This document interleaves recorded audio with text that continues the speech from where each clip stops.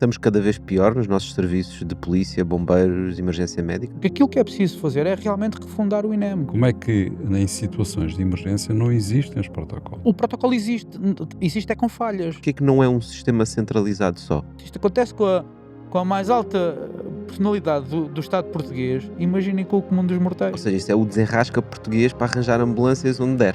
Quem é que vai ser responsabilizado por isso?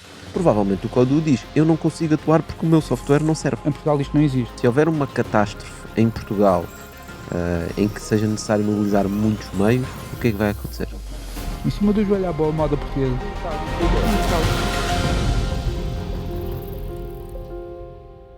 Olha, Paulo, hoje vamos falar sobre o INEM, não é? O INEM é aquele serviço que nós conhecemos, nós telefonamos e aparece-nos uma ambulância. Certo.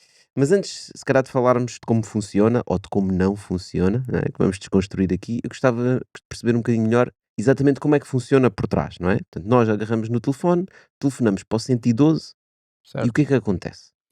Bem, existem várias coisas que acontecem quando se liga 112. Inicialmente a chamada é atendida na central da PSP, por agentes da PSP, que questionam qual é o serviço que é requisitado.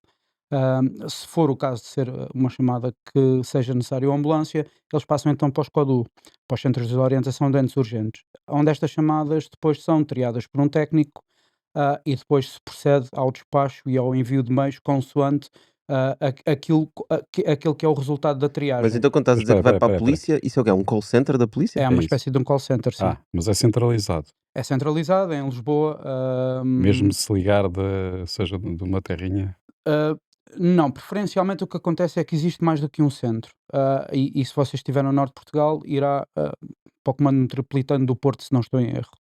E se E estiver no interior, em Castelo Branco. depende da zona onde estiver, irá sempre. Eu os da PSP não tenho bem certeza, mas eu creio que existem só dois, o de Lisboa e um mais ao norte no Portanto, vai Porto. para o que estiver mais perto. Não, é porque essas zonas são da GNR, não é da responsabilidade da GNR, não da Sim, PSP. mas isso estamos a falar de áreas de atuação, não estamos a falar de tratamento de chamadas. Ok. Pronto. Portanto, esse é o objetivo desse call center da PSP, é para perceber se a emergência é uma emergência médica ou se é uma emergência de outro género. Estão-me a Exatamente, assaltar a casa, ou está a exatamente. acontecer um crime, ou seja o que for, Ou não até é? mesmo para reportar um incêndio, qualquer coisa desse género. 112 é o número internacional, europeu neste caso, de socorro, ou seja, pode ser utilizado para bombeiros, polícia e INEM. Portanto, eu posso telefonar para o 112 se eu precisar da polícia, de bombeiros ou de uma emergência médica, não é? Exatamente. Mas a PSP é que faz essa triagem de A mandar para os PSP faz bombeiros. uma pequena triagem inicial para fazer o assessment do que é que a pessoa necessita naquele momento.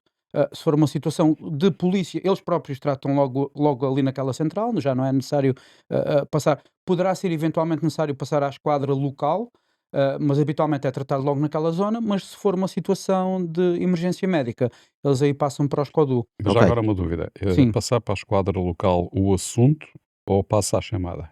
essa parte eu não lhe consigo especificar muito Ok. bem. Confesso que sai um bocadinho do âmbito Sim, então vamos daquilo falar do CODU. Portanto, o certo, CODU, que é o que trata de todas as emergências médicas, não é? certo. E esse também é um call center centralizado. É uma espécie de um call center, sim. Existem vários em Portugal, existe um em Lisboa, outro no norte e outro no Algarve.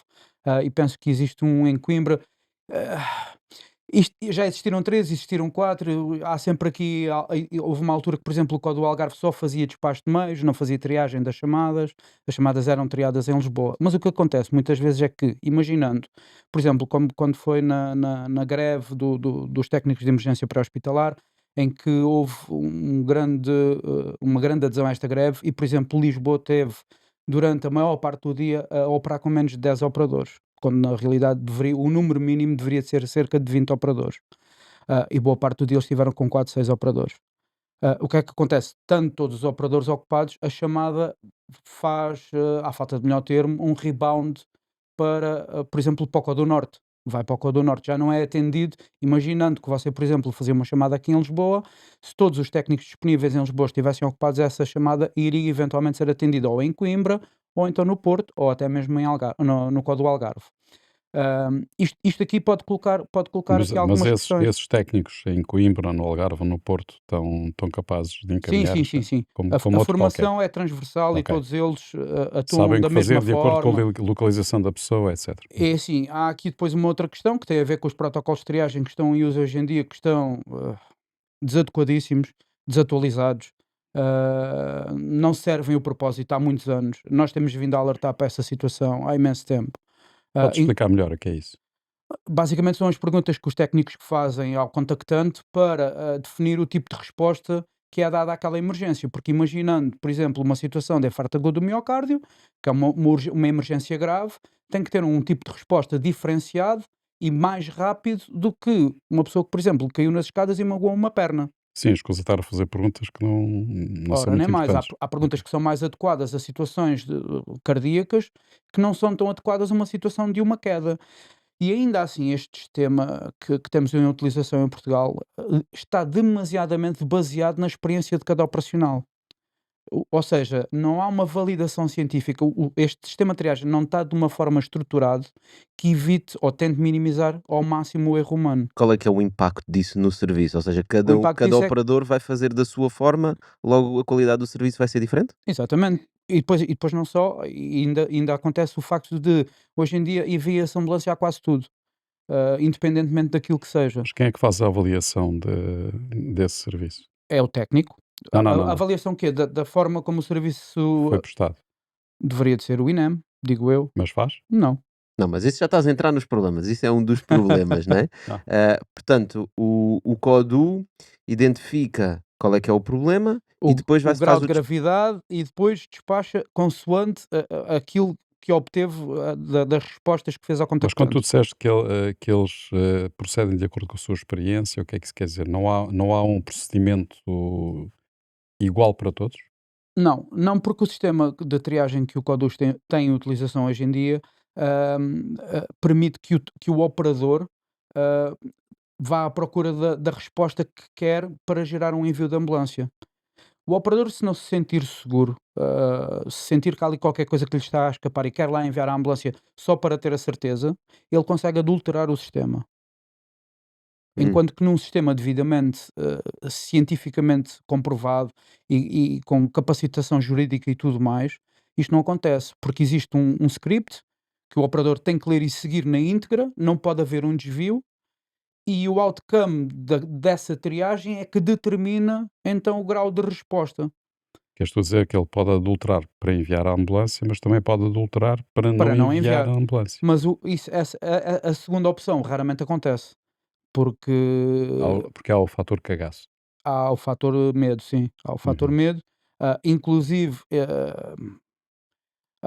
houve durante algum tempo alegadamente, e nós não temos como verificar isto, porque é isso mesmo, é alegadamente, houve durante algum tempo inclusive a indicação para se enviar sempre ambulância. Mesmo que a pessoa não tivesse a dar resposta, que fosse necessária para obter o envio do meio, o o Mas isso o também é, operador mas isso também é problemático, não é? Tu claro vais que sim. enviar uma ambulância para um sítio que não é necessário e de repente tens uma chamada logo de seguida no mesmo local com alguém efetivamente com uma emergência grave e não consegues mandar, Isso não é é? algo que nós temos vindo a alertar há imenso tempo, porque acontece diariamente, continua a acontecer. Por Mas, exemplo, mas há aí uma coisa que é um bocado estranho. Por exemplo, se está a perceber que há sintomas logo de imediato de um AVC, por sim, exemplo, não tem um tempo limite para tomar uma decisão não, e. Não? não. Mas o AVC tem um tempo limite. O AVC tem um tempo de resposta limite, sim, tem um tempo de resposta limite. Hoje em dia, para facilitar a atuação dos meios, esses tempos foram alargados. A janela, de oportunidade para se fazer face, ao AVC e para se ativar aquilo que o INEM chama a via verde AVC, esses prazos foram, um pouco alargados.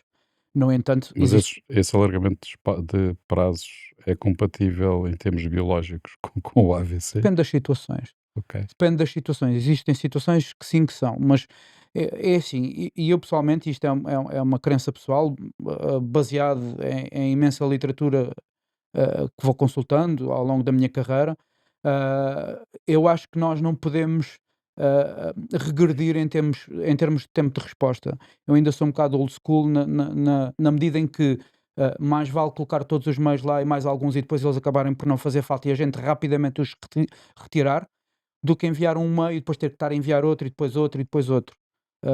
Se é que me faço entender. Certo. E o que acontece é que hoje em dia, por exemplo, os padrões de resposta que o INEM tem, ou vamos continuar com os padrões de resposta à falta de melhor termo, que eu agora não me consigo recordar. Vai do P1 até ao P4. P1 são aquelas situações em que o INEM envia um meio de suporte básico de vida, que são as ambulâncias, e depois manda também, e isto logo objetivamente e idealmente logo ao início da ocorrência, logo assim que se faz o despacho de meios, envia-se uma ambulância e uma viatura médica de emergência e reanimação, as VMER, com médico e enfermeiro a bordo. E depois temos os P2, que pode não contemplar o envio de VMER ou pode eventualmente contemplar o envio de SIV, que é as ambulâncias de suporte imediato de vida, que têm um técnico e um enfermeiro, ou então ao P3, que é o envio só de ambulância. O grave aqui, o problema aqui é que os P3, as ambulâncias, respondem todas da mesma forma, independentemente do nível de emergência. Imaginando o exemplo que dei há bocado, por exemplo, uma situação de infarto agudo do miocárdio, é expectável que a ambulância vá em marcha de urgência, de rotativos ligados e tudo mais. Mas se for uma situação de uma pessoa já com uma certa idade que tenha caído, que não tenha qualquer tipo de lesão, o único problema que tem é conseguir levantar-se do chão, já não é aceitável que esta ambulância vá com a mesma emergência para ir levantar esta pessoa do chão.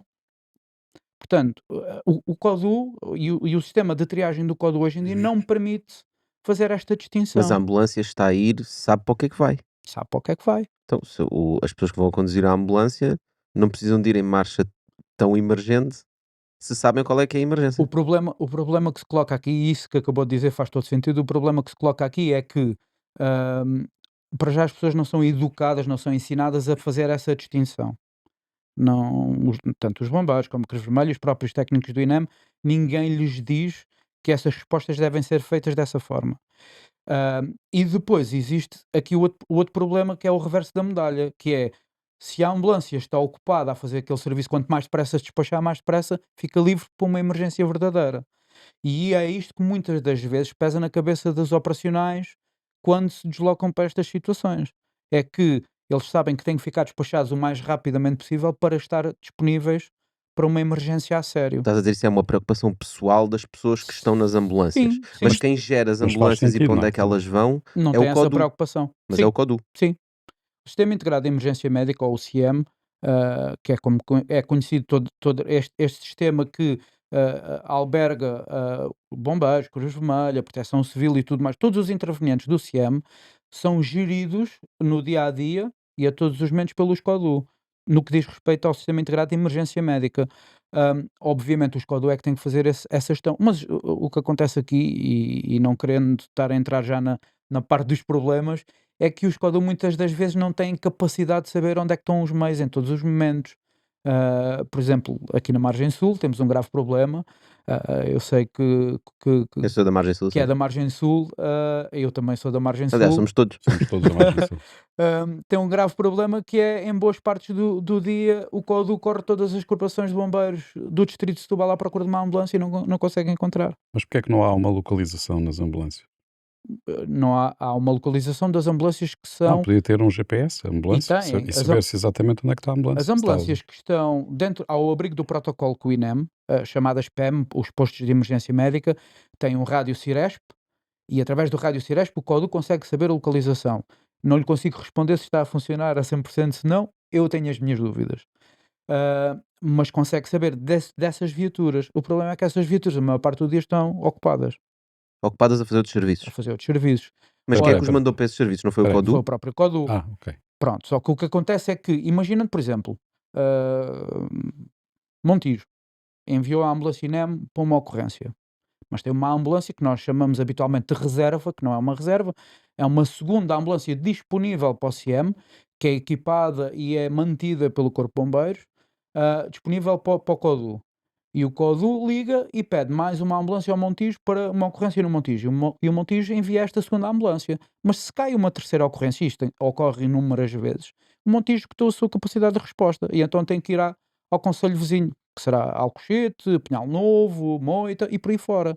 E o que acontece é que, por exemplo, em Setúbal, a cidade de Setúbal, tem 2 ou 3 ambulâncias do próprio instituto, que a maior parte das vezes até estão inoperacionais, durante o período da noite especialmente, ou durante o dia conseguem minimamente ter as ambulâncias operacionais, mas ao final, ou no período noturno, estão muitas vezes inoperacionais, Inoperacionais por falta de pessoas para por as falta de ambulâncias. pessoal, sim, por falta de tripulantes. E depois temos aqui a questão com a Companhia de Bombeiros Sapadores de Setúbal, que garante pouco ou quase nada do que é o serviço de ambulância. Eles têm, penso eu, que pouco interesse em ter uma ambulância na rua. Depois temos os voluntários, que são isso mesmo, voluntários, e nem sempre têm ambulâncias disponíveis, e depois existe a Cruz Vermelha. Ora, numa cidade com uma densidade populacional bastante elevada, estes meios esgotam-se rapidamente se a gente os envia para tudo e mais alguma coisa. Especialmente quando tiveres em conta que o INEM recebe uma chamada de emergência a cada 8 segundos dos dados que eu estive a ver, né? Não, mas Por espera aí, mas em Setúbal, eu não sei qual é a população de Setúbal, mas são umas dezenas de milhares de pessoas, não é? Setúbal, eu, se não estou em erro, acho que são cerca de 200 qualquer coisa mil. Pronto, 200 mil pessoas. À noite, por aquilo que tu disseste, é provável, pode acontecer, que não está nenhuma ambulância sequer operacional. Sim. Não é? Sim, já aconteceu, Uau. Ok. já aconteceu. Pessoal de Setúbal, ponham-se a pau. Olá, comunidade! Nós investimos numa empresa que partilha a nossa visão de inovar nos negócios e é com orgulho que apresentamos o Lion's Mane, o mais recente lançamento dos Bitalk Nootrópicos. Este produto vai potenciar a tua clareza mental, criatividade e foco para que consigas voar ainda mais alto. Acede agora à loja .bitalk.pt e garante o teu. Vamos juntos transformar o teu potencial em sucesso. Não Pois, é mas só é que Setúbal. isso acontece em muitos É o, sítios no é país, o não é? distrito de Setúbal. Aliás, estamos a falar do caso específico da Margem Sul, mas isto repete-se um pouco por todo o país, atenção. Se Especialmente, alguém disse que provavelmente, E se a margem formos para o sul interior, é um deserto, devia ter era camelos, não é? camelos talvez ambulância. esteja por aí, não sei. Pois, Mas especialmente no interior ainda deve ser pior. Opa, mas explica-me só uma coisa que eu não sim, percebo. Porquê é que estão envolvidos tantas diferentes instituições, digamos assim, né? Há o INEM dos Bombeiros, há o INEM da Cruz Vermelha, há o INEM do... Porquê que não é um sistema centralizado só? boa questão. É uma questão que se deveria colocar à classe política, a quem nos tem governado nos últimos anos. Existem países, por exemplo, eu tive a oportunidade de trabalhar na NHS em Inglaterra durante vários anos.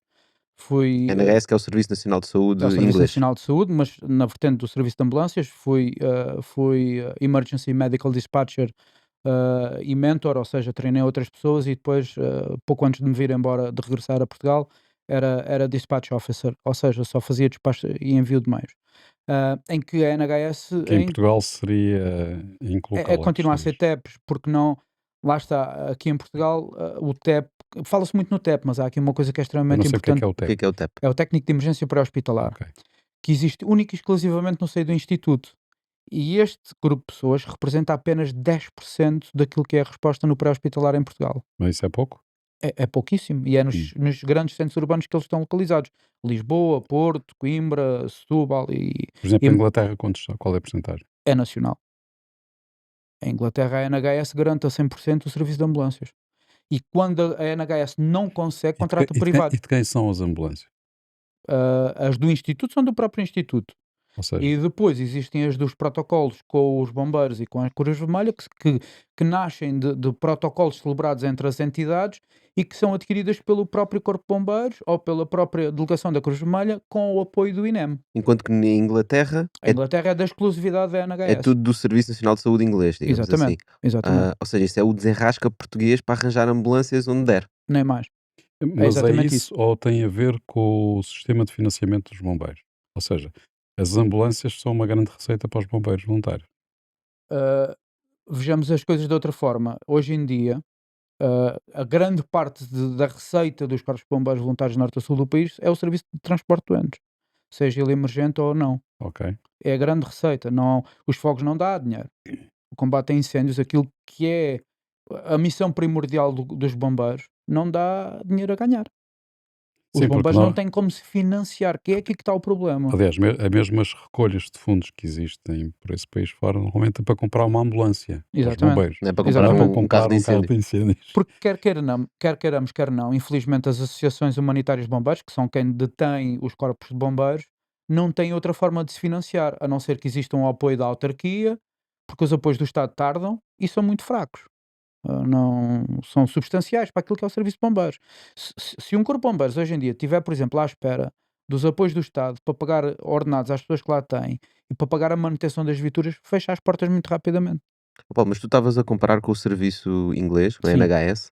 NHS, né? NHS, sim. Ah, então, é tudo do Serviço Nacional Inglês, digamos Sim, assim, não é? E sim, são eles que gerem tudo num sistema centralizado. exatamente.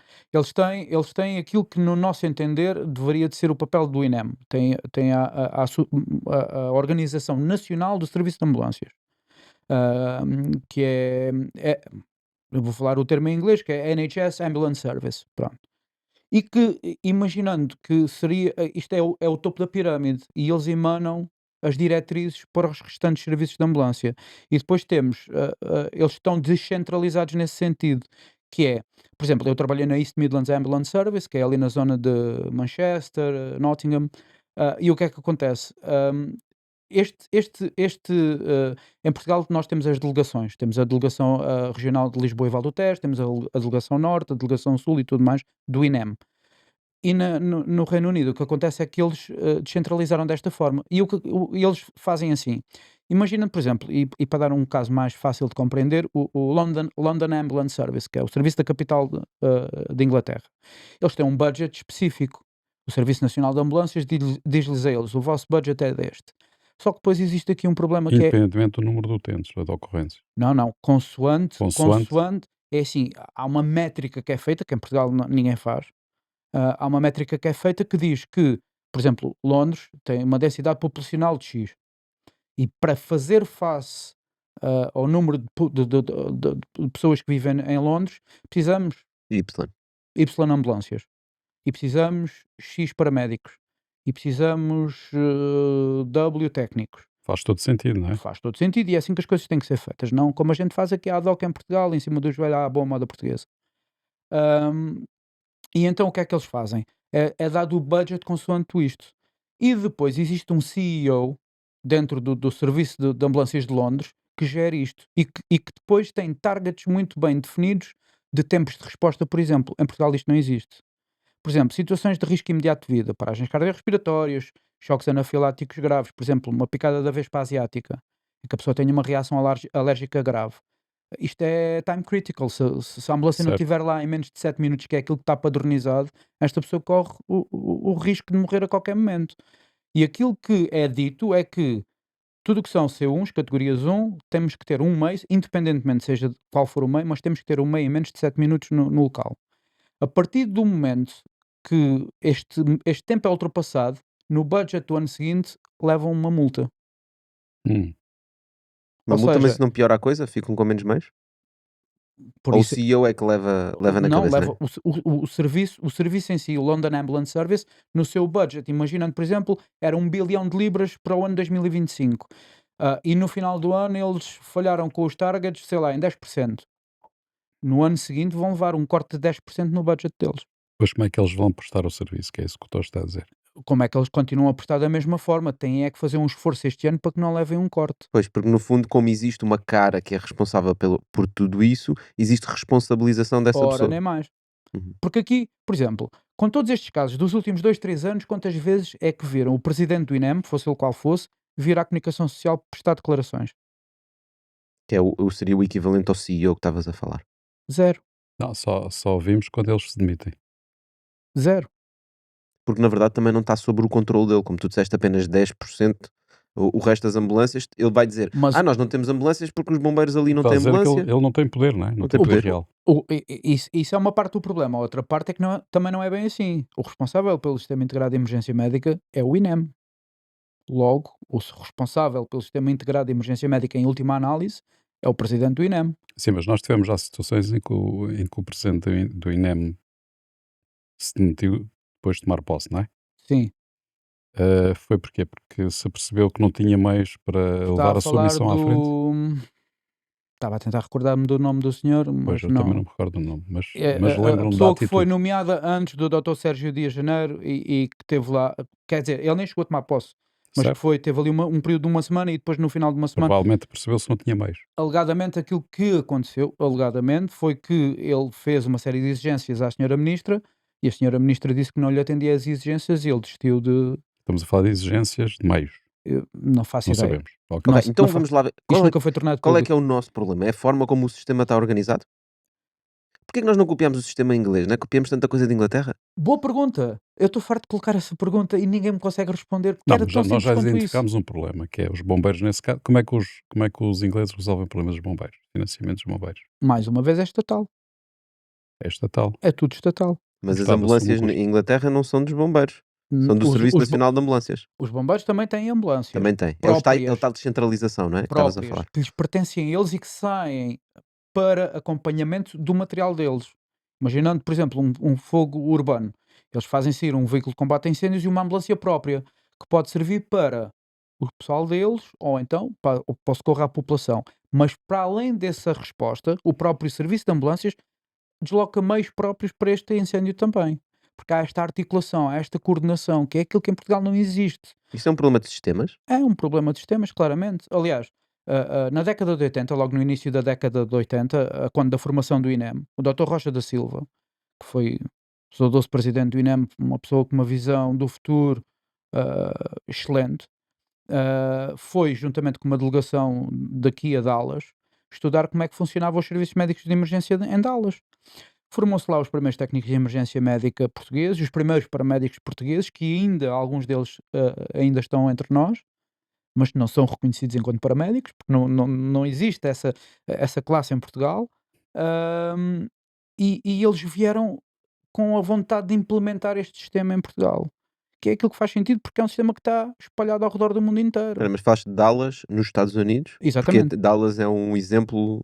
Escolheu-se Dallas, não te sei especificar muito bem porquê, mas escolheu-se Dallas porque era quase que a capital dos Estados Unidos, quase, na altura. Mas Mas tem um sistema semelhante ao inglês que estavas a falar, é isso? não, o sistema inglês é que surgiu. É assim, quer queiramos, quer não, os Estados Unidos foram os pioneiros no que diz respeito à medicina pré-hospitalar, que é Porquê? algo que em Portugal não existe. Espera aí, porquê? Qual Porque foi a foram os razão disso? primeiros. Tá bem, Foram os primeiros a mas fazer. devia haver Foram, uma reunião, devia haver foram, uma foram os razão primeiros. objetiva, não para isso. Porque é assim, há aqui uma coisa que em Portugal não é que não se tenha entendido ainda, as pessoas não querem é que se entenda. A mim o que me parece é que não se quer que se entenda, por diversas razões, lobbies, interesses e tudo mais. Que é, existem várias especialidades dentro da medicina, certo? Mas normalmente no intra-hospitalar, ou seja, dentro do hospital. O pré-hospitalar, tudo aquilo que acontece antes do hospital, tem uma especialidade própria, que se chama medicina pré-hospitalar. Em Portugal não existe ninguém com esta especialidade. Agora criou-se na Mas qual é a ordem. intervenção do pré-hospitalar? É ao nível. Estás sempre a falar de emergência. Exatamente. A intervenção do pré-hospitalar é a partir do segundo zero, em que ocorre um acidente ou uma doença súbita, até que este doente é entregue ao hospital. É isto que é a medicina pré-hospitalar. Porque é assim, nós em Portugal, quer dizer, temos as dificuldades económicas que é do conhecimento de toda a gente. E depois temos médicos e enfermeiros na rua, mas não os temos nos hospitais. E depois Nas andamos ambulâncias, estás a dizer, não é? nas viaturas médicas. Ok. E em algumas ambulâncias, nas chamadas CIV, que é para mim uma aberração que foi feita, foi idealizada por alguém que eu nunca percebi muito bem para quê, porque ao fim e ao cabo depois Então que tipo de pessoal é que anda nas Estás a ambulâncias? falar daqueles carros os que. carros mais pequenos, que baixinhos. normalmente são Golf ou Passats ou Ah. Skodas, é um médico e um enfermeiro. E E depois temos E umas aqueles que vão ambulâncias, mesmo para os acidentes, aqueles que. esses vão para onde eles forem enviados, se estiverem disponíveis. Ok. Porque muitas vezes não estão disponíveis porque não há médico nem enfermeiro. Depois isto é aqui outra coisa engraçada, que é o INEM tem estas viaturas médicas que não são do INEM, quer dizer, as viaturas em si, o veículo em si é do INEM, mas depois as pessoas que lá operam não são do INEM, são das ULS, das Unidades Locais de Saúde, dos hospitais. E imaginando, por exemplo, um médico de clínica geral que vai fazer um módulo que foi criado por paramédicos, para paramédicos e para ser utilizado em ambiente pré-hospitalar, que são manuais de suporte avançado de vida e depois ali alguns módulos mais abrangentes no que diz respeito à atuação do médico no pré-hospitalar. Ah, e depois retiramos estas pessoas dos hospitais para as pôr na rua. E Estás a depois falar. fechamos a Tu tens urgência. uma situação de um acidente com mortes e feridos, é um Sim. médico desses, de um centro de saúde que Esse é vai um lá? dos médicos que pode lá ir. Pode ser um médico da VME, pode ser um médico do helicóptero, se houver helicóptero para lá ir também, que essa é outra questão e outro problema que temos Ou seja, agora. o que estás a dizer é que devia haver um médico especializado. Não. O que eu estou a dizer é que em Portugal Temos que, de uma vez por todas, acordar para uma coisa que se chama medicina pré-hospitalar. E temos que acordar para outra coisa que é, existem 2 players na medicina pré-hospitalar, o técnico de emergência médica e o paramédico, ponto final. O médico e o enfermeiro têm lugar no pré-hospitalar, sim, em situações muito pontuais e Ok. muito específicas. Porque se nós tivermos disseminado pelo território nacional o técnico de emergência médica e o paramédico, muitos dos casos para onde as viaturas médicas de emergência e reanimação hoje são enviadas não são necessárias, porque o paramédico consegue facilmente resolver. Para termos uma ideia, um paramédico o Critical Care Paramedic no Reino Unido, que é Mas o um topo, paramédico não é médico. não é médico, Ok. Nem enfermeiro. nem enfermeiro. Mas sabe é atuar em situações de emergência. É isso que estás a Compreendamos dizer. aqui uma coisa que eu acho que é a parte que eu ainda não me fiz entender. O médico que faz serviço na viatura médica, independentemente da sua especialidade enquanto clínico, enquanto num ambiente hospitalar, tem que fazer uma formação específica para atuar na viatura médica. E esta formação específica é a mesma formação que um paramédico recebe.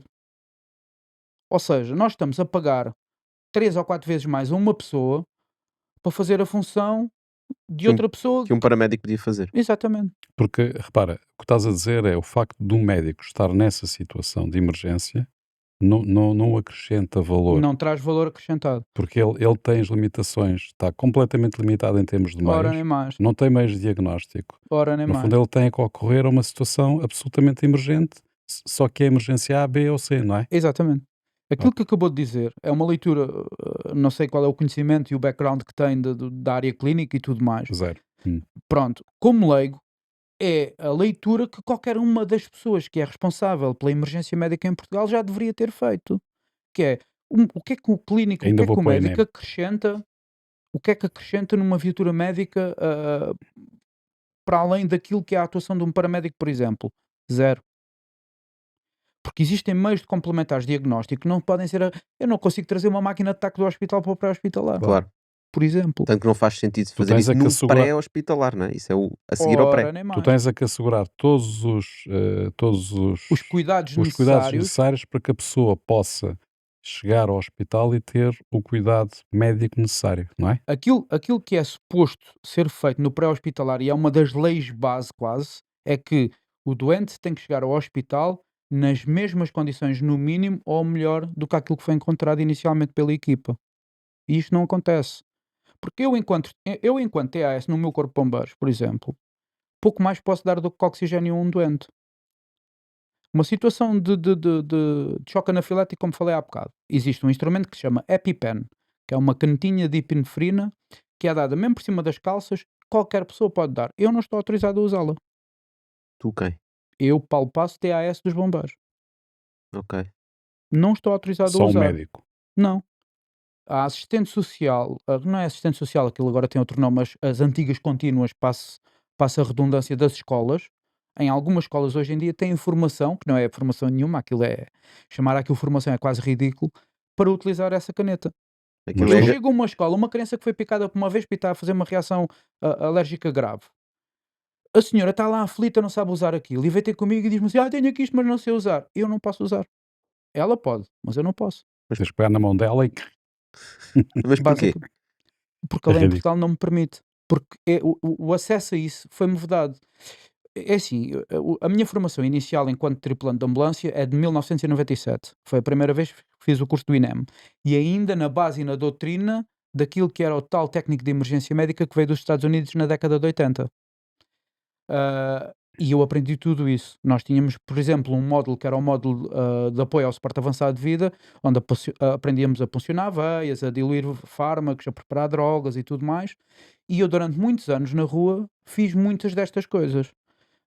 Fazia nitroglicerina sublingual, por exemplo, que é um medicamento para as situações de infarto agudo ao miocárdio, que é um comprimidinho que se mete debaixo da língua, aspirinas, captopril, um antihipertensor e por aí fora.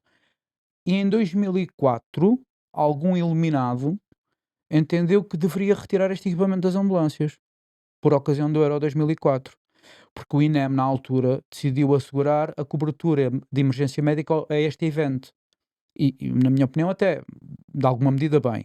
O problema foi que, em vez de dar formação adicional a toda a gente que contratou na altura, porque teve necessidade de contratar uma série de pessoas assim à pressa, em vez de dar formação às pessoas, foi muito mais fácil retirar fármacos e equipamentos das ambulâncias. Tirou responsabilidade porque achou que essas pessoas não tinham a formação para fazer. Ora, nem mais.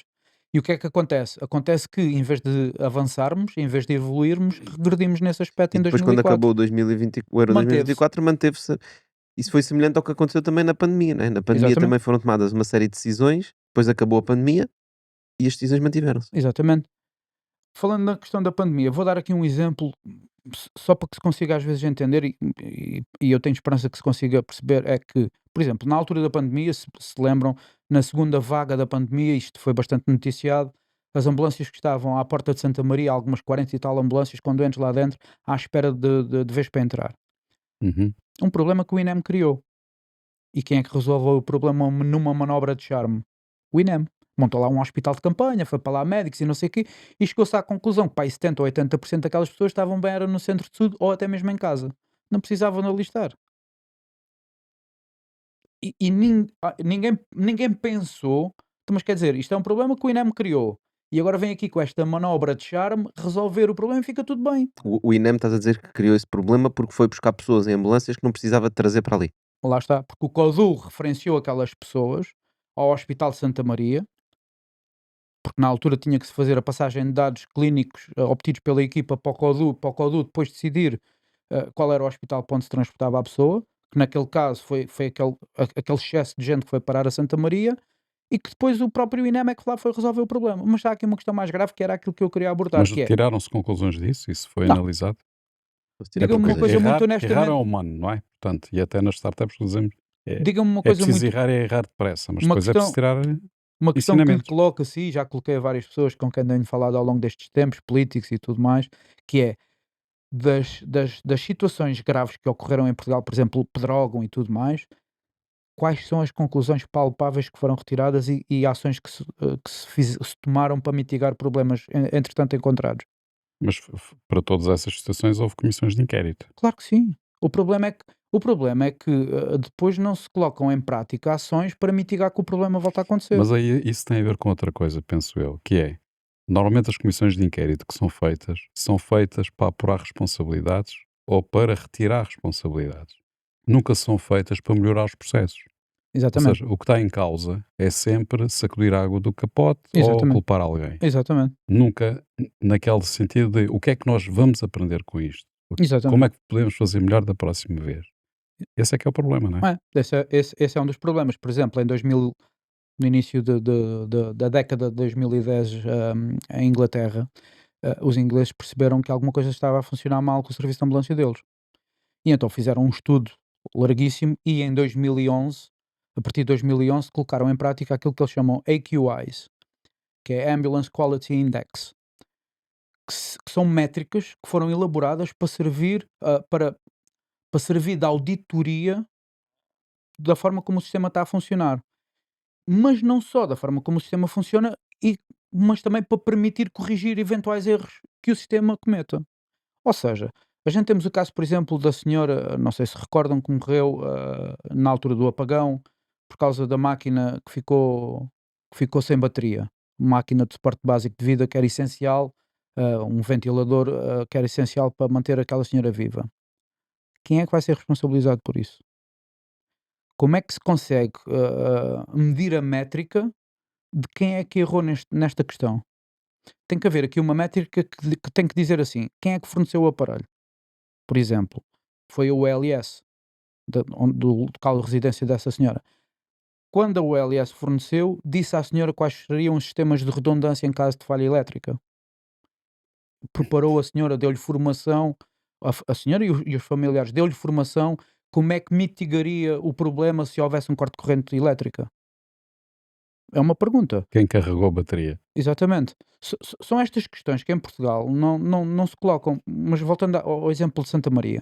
No exemplo de Santa Maria, e aqui é que está a grande diferença, é isto que a mim pessoalmente me assusta, por ter vivido 12 anos em Inglaterra e ter conhecido um sistema completamente diferente, que tem os seus problemas, que tem, ah, o exemplo que eu vou dar vai demonstrar um dos problemas que eles têm, só que depois a diferença vem a seguir, que é aquilo que aconteceu em Santa Maria com essas 40 e tal, 60 e tal ambulâncias que lá estiveram com doentes dentro.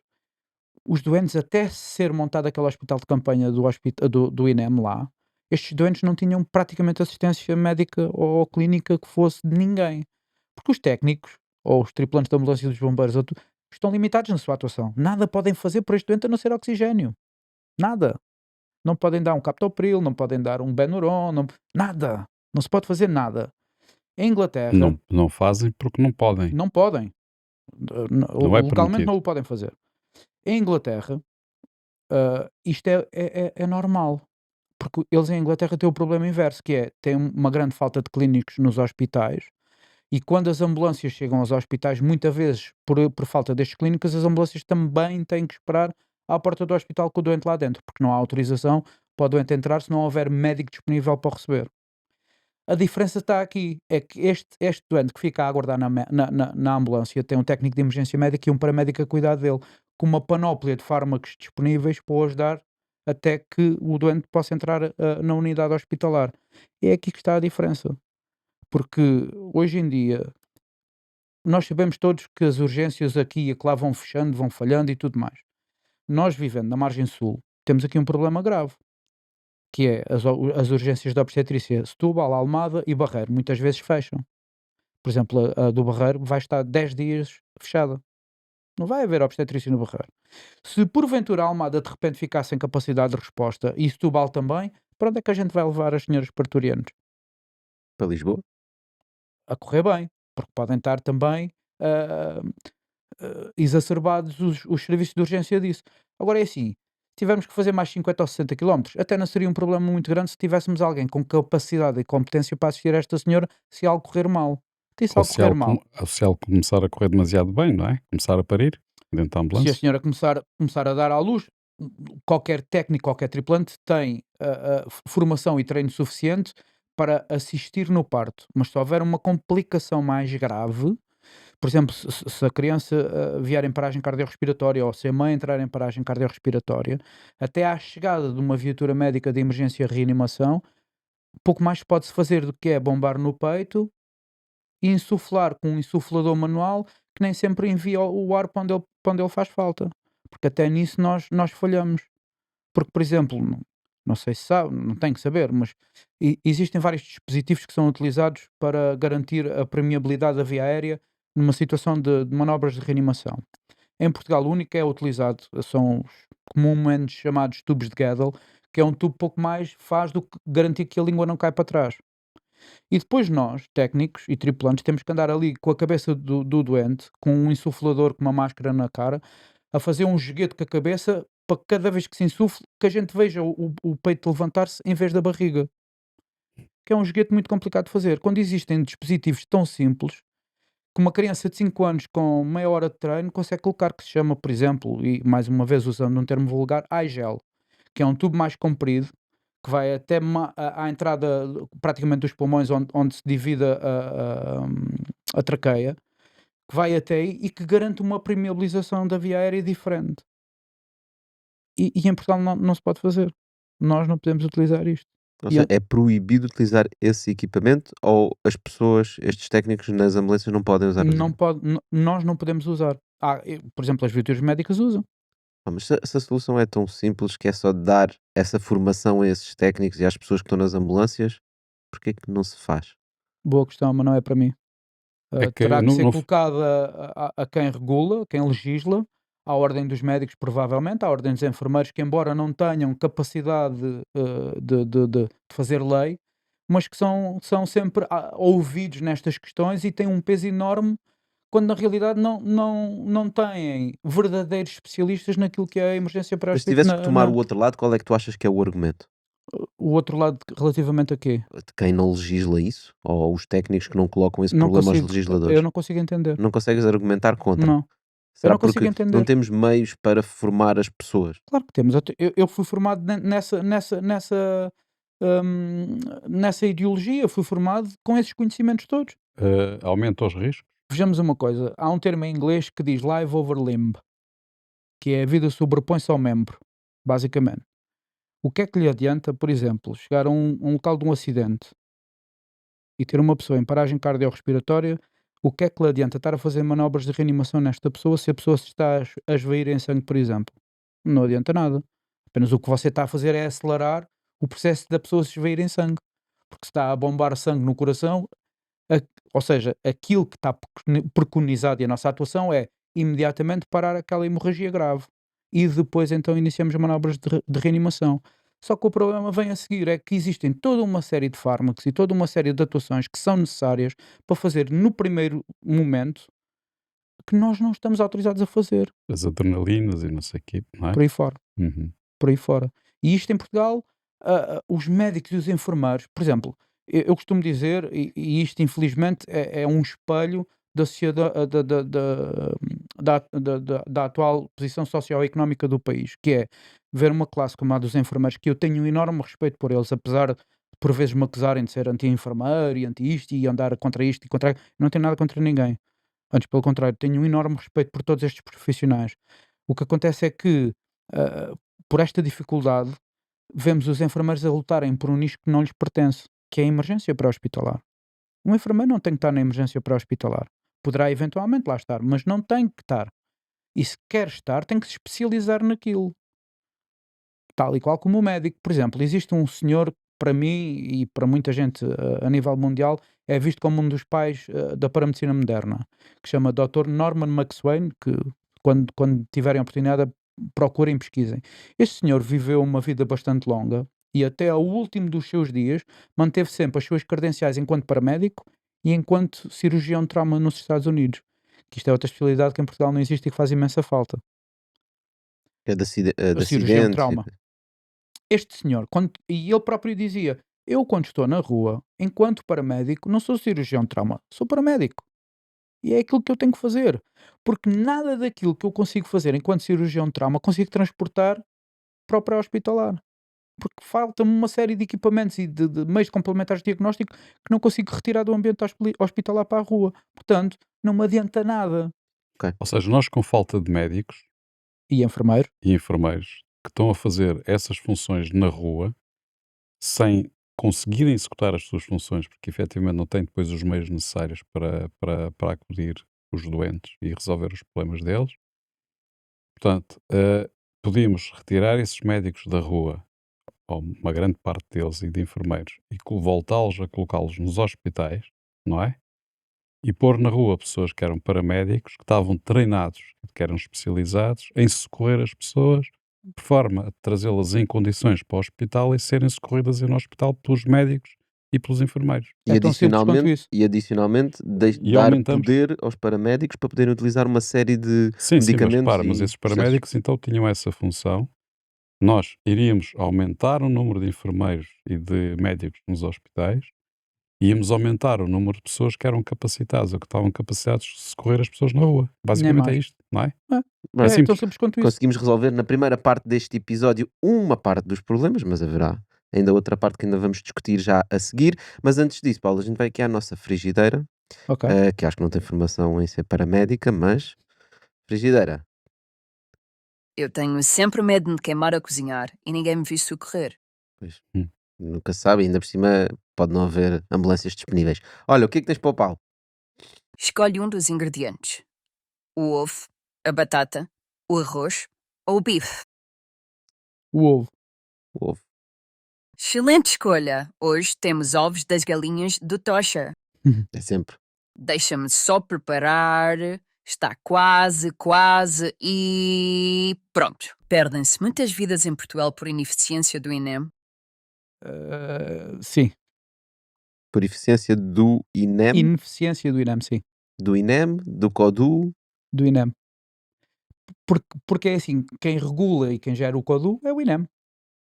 Ok. Portanto, na tua ótica, a responsabilidade estará sempre no INEM. E na tutela, sim. São os responsáveis, mais ninguém. Mas então porquê é que não se fala nisso? Boa questão. Mais uma vez, não é para mim. É assim, eu tenho a minha Repara, Paulo, convicção. acho que o problema é que não há avaliação, não é? Exatamente. Ou seja, nunca se avalia como é que uma pessoa foi bem tratada, maltratada, ou seja, Nem o que mais. for, quando há qualquer tipo de Ainda emergência. agora foi arquivado também uma inspeção, uma investigação do IGAS relativamente àquelas 11 mortes que alegadamente tiveram relação direta ou poderiam ter relação direta com a greve no Escodu. eu tive acesso à parte do relatório e daquilo que li, para mim, pessoalmente, aquilo é inaceitável. Porque lá está, não há aqui aquelas métricas que são necessárias desde o segundo zero até ao desfecho desta situação. Há aqui uma série de métricas que faltam avaliar. Ah, desde logo, por exemplo, quanto tempo é que a chamada levou a ser recebida no 112, na linha 112?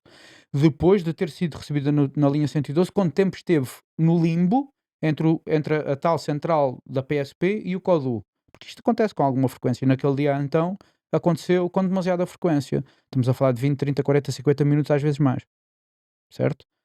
Depois Espera, isso não foi avaliado? Não. Uau. Esse era o principal Por- problema, não é? Porque, entenda uma Porque o coisa. grande problema que tu estavas a dizer Sim, há sim. bocado, logo no início, é que em vez de estarem lá 20 pessoas, estavam lá provavelmente 4 Uma ou das 5. coisas que esse relatório diz é que a pessoa morreu, as causas que levaram à morte daquela pessoa, segundo a autópsia, ah, a pessoa tinha que ter uma resposta no espaço de 10 minutos. Mas como a resposta chegou para lá dos 10 minutos, não se pode imputar as culpas à resposta. Para mim, isto não faz sentido. Ou seja, o que estás a dizer é, se calhar nesse caso, ele teve 50 minutos à espera para ser atendido no CODU, não é? E não, E ora, nem mais. quando foi atendido, se calhar até foi atendido em 10 minutos ou em 12, mas isso já não adiantava nada, Porque não é? entenda-se uma coisa que é aquilo que não se faz em Portugal. O relógio, para estas métricas, tem que contar a partir do segundo zero, que é a partir do momento em que se diz que é o último 2, certo? E isto não é feito assim. O relógio em Portugal, para estas métricas, conta-se a partir do envio do meio. E se o Parece. meio, Uau. por algum motivo, o meio for desativado, o relógio volta ao zero. Há uma lógica aqui que parece que faz sentido para alguém. Olha, Paulo, nós vamos continuar esta conversa já na nossa versão mais estendida nas nossas plataformas. Entretanto, agradecer a toda a gente. Obrigado por teres vindo. Eu é que Obrigado. agradeço. Obrigado, Paulo. Obrigado a todos. Não deixes passar mais nenhum conteúdo. Segue-nos nas nossas plataformas digitais agora. Podes ver pequenos excertos de cada programa para depois decidires em qual vais embarcar. Falámos aqui. Acho que vale a pena voltar aqui. Quer dizer, repara, o que tu estás a dizer é que eu telefono para o 112. Certo, Eu tenho dificuldades em ser atendido, por qualquer Certo. razão, não interessa. Eu estou 20 minutos à espera. certo, Sou atendido.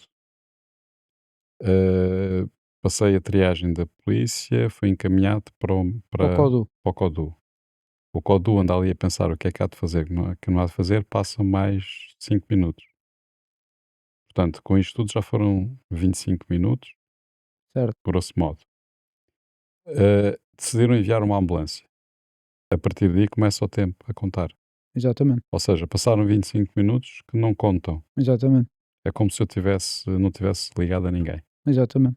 Portanto, ou seja, o acidente aconteceu, a pessoa precisa de 7 minutos para ser atendida, mas teve 25 minutos à espera de ser atendida e, portanto, e depois os 7 minutos vão dizer, não, nós atendemos no tempo que foi necessário porque estávamos lá aos 7 minutos Exatamente, e a pessoa morreu. exatamente. Quando na realidade eles não estiveram lá 7 minutos depois, estavam lá 32 minutos depois. Nem mais. Passando um bocado, E nessa investigação que estás a falar, sim, eles não contaram este tempo de espera. Quando o que na realidade estava em causa, com a falta de técnicos ao serviço no INEM nesse momento, o que estava realmente em causa era o atendimento, exatamente, porque não havia técnicos para atender. exatamente. A Portanto, capacidade de resposta Esse por parte do fator sistema. de tempo de espera e de capacidade de atendimento não foi avaliado nessa comissão de inquérito. Isso é ridículo. Aparentemente não, porque em todos os pontos em que eu li não há referência a isso. A referência que fica, e é aquilo que depois também é veiculado para a comunicação social, é que aquela pessoa morreu ah, naquele espaço de tempo em que mesmo que se enviasse o meio, mesmo que o meio levasse 10 minutos a lá chegar, esta pessoa já não tinha capacidade de sobreviver. Agora pergunto eu, imaginando que o meio está disponível ali a 5 minutos do local, isto tem que ser avaliado.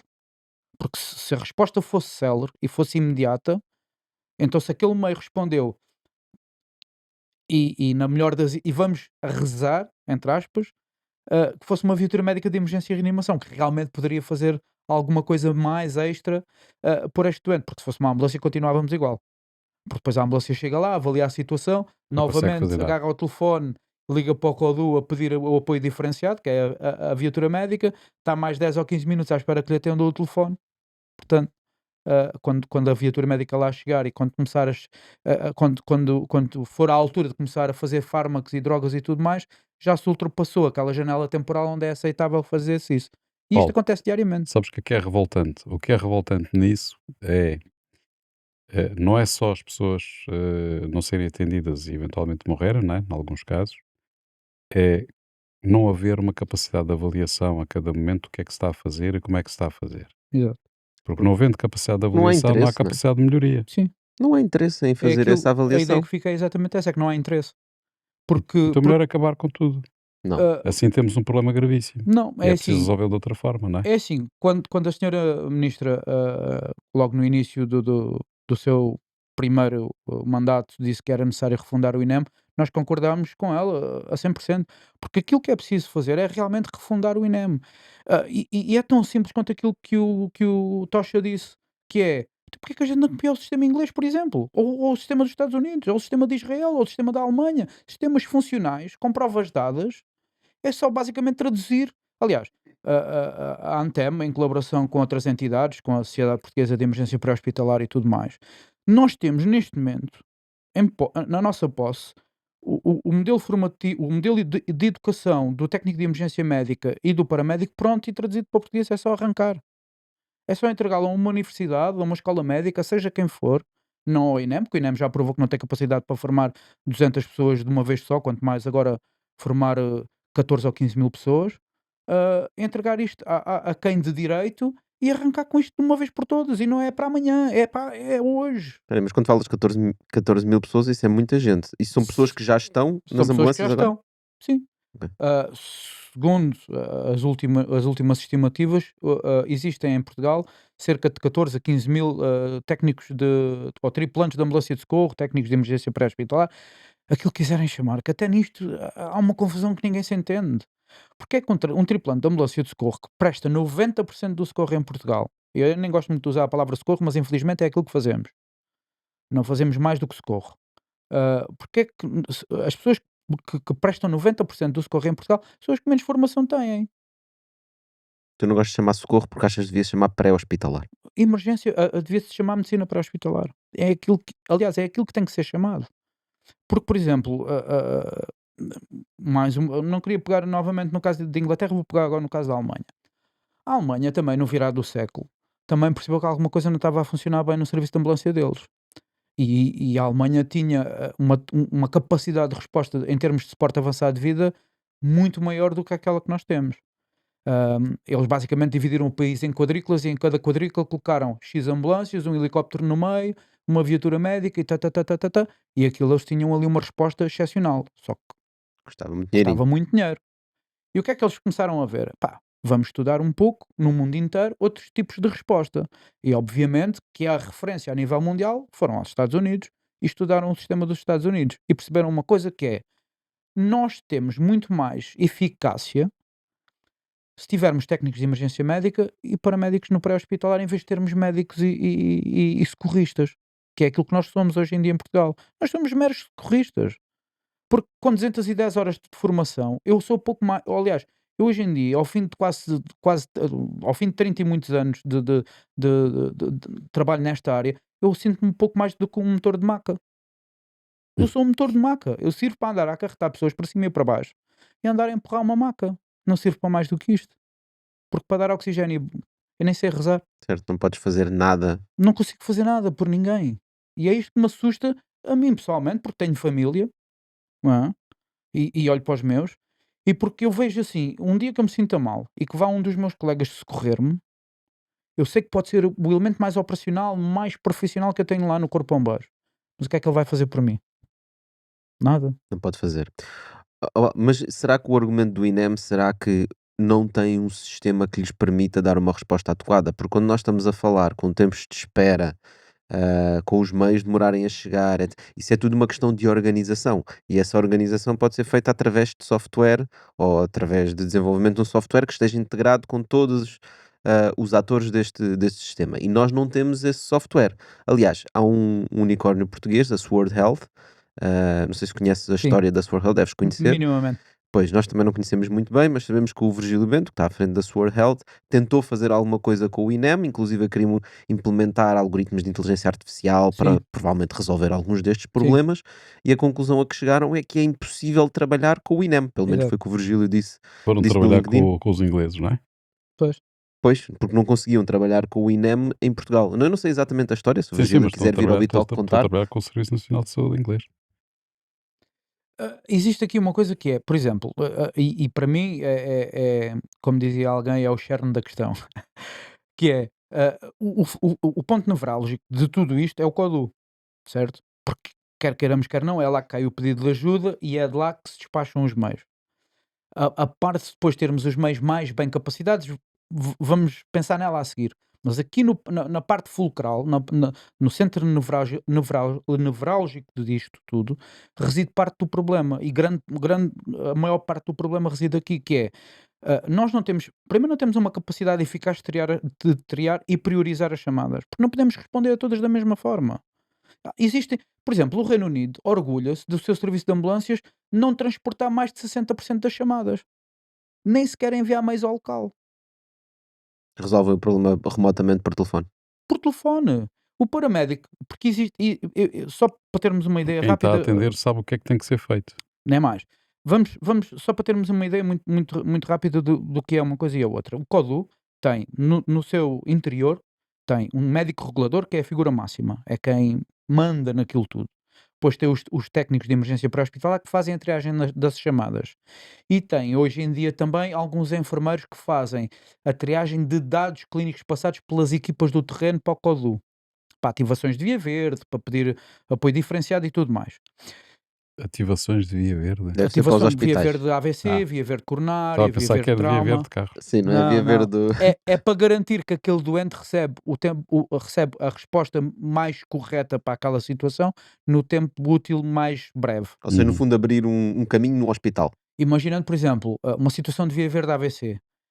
O único hospital aqui da zona metropolitana de Lisboa, vamos imaginar, que está naquele momento capacitado para responder a uma situação de via verde AVC é São José. E eu estou na margem sul, passo dados ao CODU e digo: epá, tenho aqui uma situação de potencial via verde AVC, o doente apresenta estes sintomas assim, assim, assim, com esta avaliação assim, assim, assim. E o CODU tem que ter a obrigação de saber que São José é o único hospital da nossa zona que está referenciado para via verde AVC. Então diz-me assim: então vão-se dirigir com este doente ao hospital de São José para uma via verde AVC. E avisam São José que tu estás a caminho? Pois, é aí que está outra questão. Depois tu apareces Chega lá à lá de porta. surpresa. Não, é assim, habitualmente eles avisam. O que acontece muitas vezes é que, imaginando o seguinte, e eu vou dizer isto, vamos falar de outra questão que não uma via verde AVC, mas que é, ao fim e ao cabo vai levar ao mesmo, porque isto também acontece. Que é, eu aqui há 2 semanas, mais coisa menos coisa, eu tive uma situação com uma parturiente. Em que nós sabíamos de antemão que o Hospital do Barreiro não estava a receber doentes de obstetrícia, porque nós recebemos uma mensagem diariamente, quando existem fechos de maternidades, disto e daquilo, nos nossos telefones recebemos uma indicação por parte do nosso comando a dizer, em situação de trabalho de parto ou coisa do género, o Hospital do Barreiro não está a receber parturientes, passem dados ao CODU para que o CODU vos possa referenciar qual é o hospital para onde têm que ir. E foi o que nós fizemos e Espera, naquele vocês caso... é que têm que passar dados ao CODU em como o hospital não está a receber doentes? E tem Não, que se não, lembrar não. que receberam um SMS de manhã enquanto estava a tomar o café, de que hoje, sempre que apanhar alguém que está a Espera, ter espera. um... Não Mas, é assim. mas porquê é que o hospital não informa o CODU diretamente? Esta informação chega via CODU. Atenção. Esta informação a partilha de informação é assim. O hospital vai encerrar o serviço de obstetrícia, informa o CODU. O CODU, por sua vez, informa os parceiros do CIAM, que neste momento são os comandos subregionais de bombeiros e tudo mais. E depois os comandos subregionais informam os bombeiros da sua área de atuação, os corpos de bombeiros da sua área de atuação. E o que é que acontece? Quando nós recebemos esta informação, temos que saber a seguir qual é o outro hospital que pode eventualmente estar a receber ou não. O que acontece é que nunca se sabe muito bem, porque umas vezes fecham imediatamente, outras vezes fecham dali por 1 hora ou 2 horas. E o que me aconteceu foi, o Hospital do Barreiro estava com constrangimentos. E então, CODU, temos esta situação assim, assim, assim, uma senhora de estação de X, é a primeira estação, tá. Ok, então vão transportar para o Garcia da Horta. Sim senhor, arrancámos de Alcochete, direito ao Garcia da Horta. Chegámos ao Garcia da Horta, fizemos a inscrição da parturiente, diz-me uma senhora doutora que lá estava no bloco de partos: "Nós não podemos receber esta senhora". "Como assim não podem receber esta senhora?". "Não, o serviço vai fechar ao meio-dia". "Então, mas o Código mandou-nos para aqui". "Sim, mas o Código tem lá a informação que vocês não vão poder trazer para aqui ninguém a partir do meio-dia, porque a gente vamos deixar de ter médico a partir do meio-dia". "Olha, peço imensa desculpa, mas não é essa a indicação que nós temos". Conclusão, fomos saber, ao fim de uma hora de andarmos ali com telefonemas para trás e para a frente e tal, soube-se que o hospital mandou um e-mail para o Codu, que chegou ao Codu ao meio-dia. Agora pergunto eu, onde é que está a falha? Neste caso, a falha está no hospital. Será? Sim, porque E eles deviam provavelmente saber o mais Codu cedo. não tem um sistema fácil de transmissão de informação. Telefone. Tem que haver uma linha direta. Provavelmente depois telefona para o Codu, a pessoa que atende o telefone não sabe onde registar aquilo no software, Mas tem para que outra saber. pessoa que... Pois, Mas tem que saber. Isto tem que estar tudo previsto. Eu, por exemplo, e depois é aqui que eu queria Mas quando não estabelecer está a previsto, comparação. prende-se. Lá está aquela treta. Quer dizer, se um gajo não tem no processo, cria um processo para isso, não é? Nem mais, mas os processos estão criados, que é aqui, mais uma vez, porque é que não se importa um sistema que esteja funcional, com provas dadas para Portugal? pá, mas o que é que aconteceu nessa situação então? Conclusão, nessa situação, ao Tiveste fim que de ligar para o telefonema Codu para trás e para a novamente? frente, para o Codu e tudo mais, e não sei o quê, e não pode aceitar, e lá, viemos para a maternidade à Alfredo da Costa. Que o Codu mandou-te para a maternidade O Alfredo da Costa. Codu depois nos mandou trazer a senhora para a maternidade à Alfredo da Costa. Estamos a falar de uma senhora que ainda não tinha ruptura de bolsa, portanto ainda não tinha rebentado as águas, como se diz habitualmente, mas tinha contrações de 2 em 2 minutos.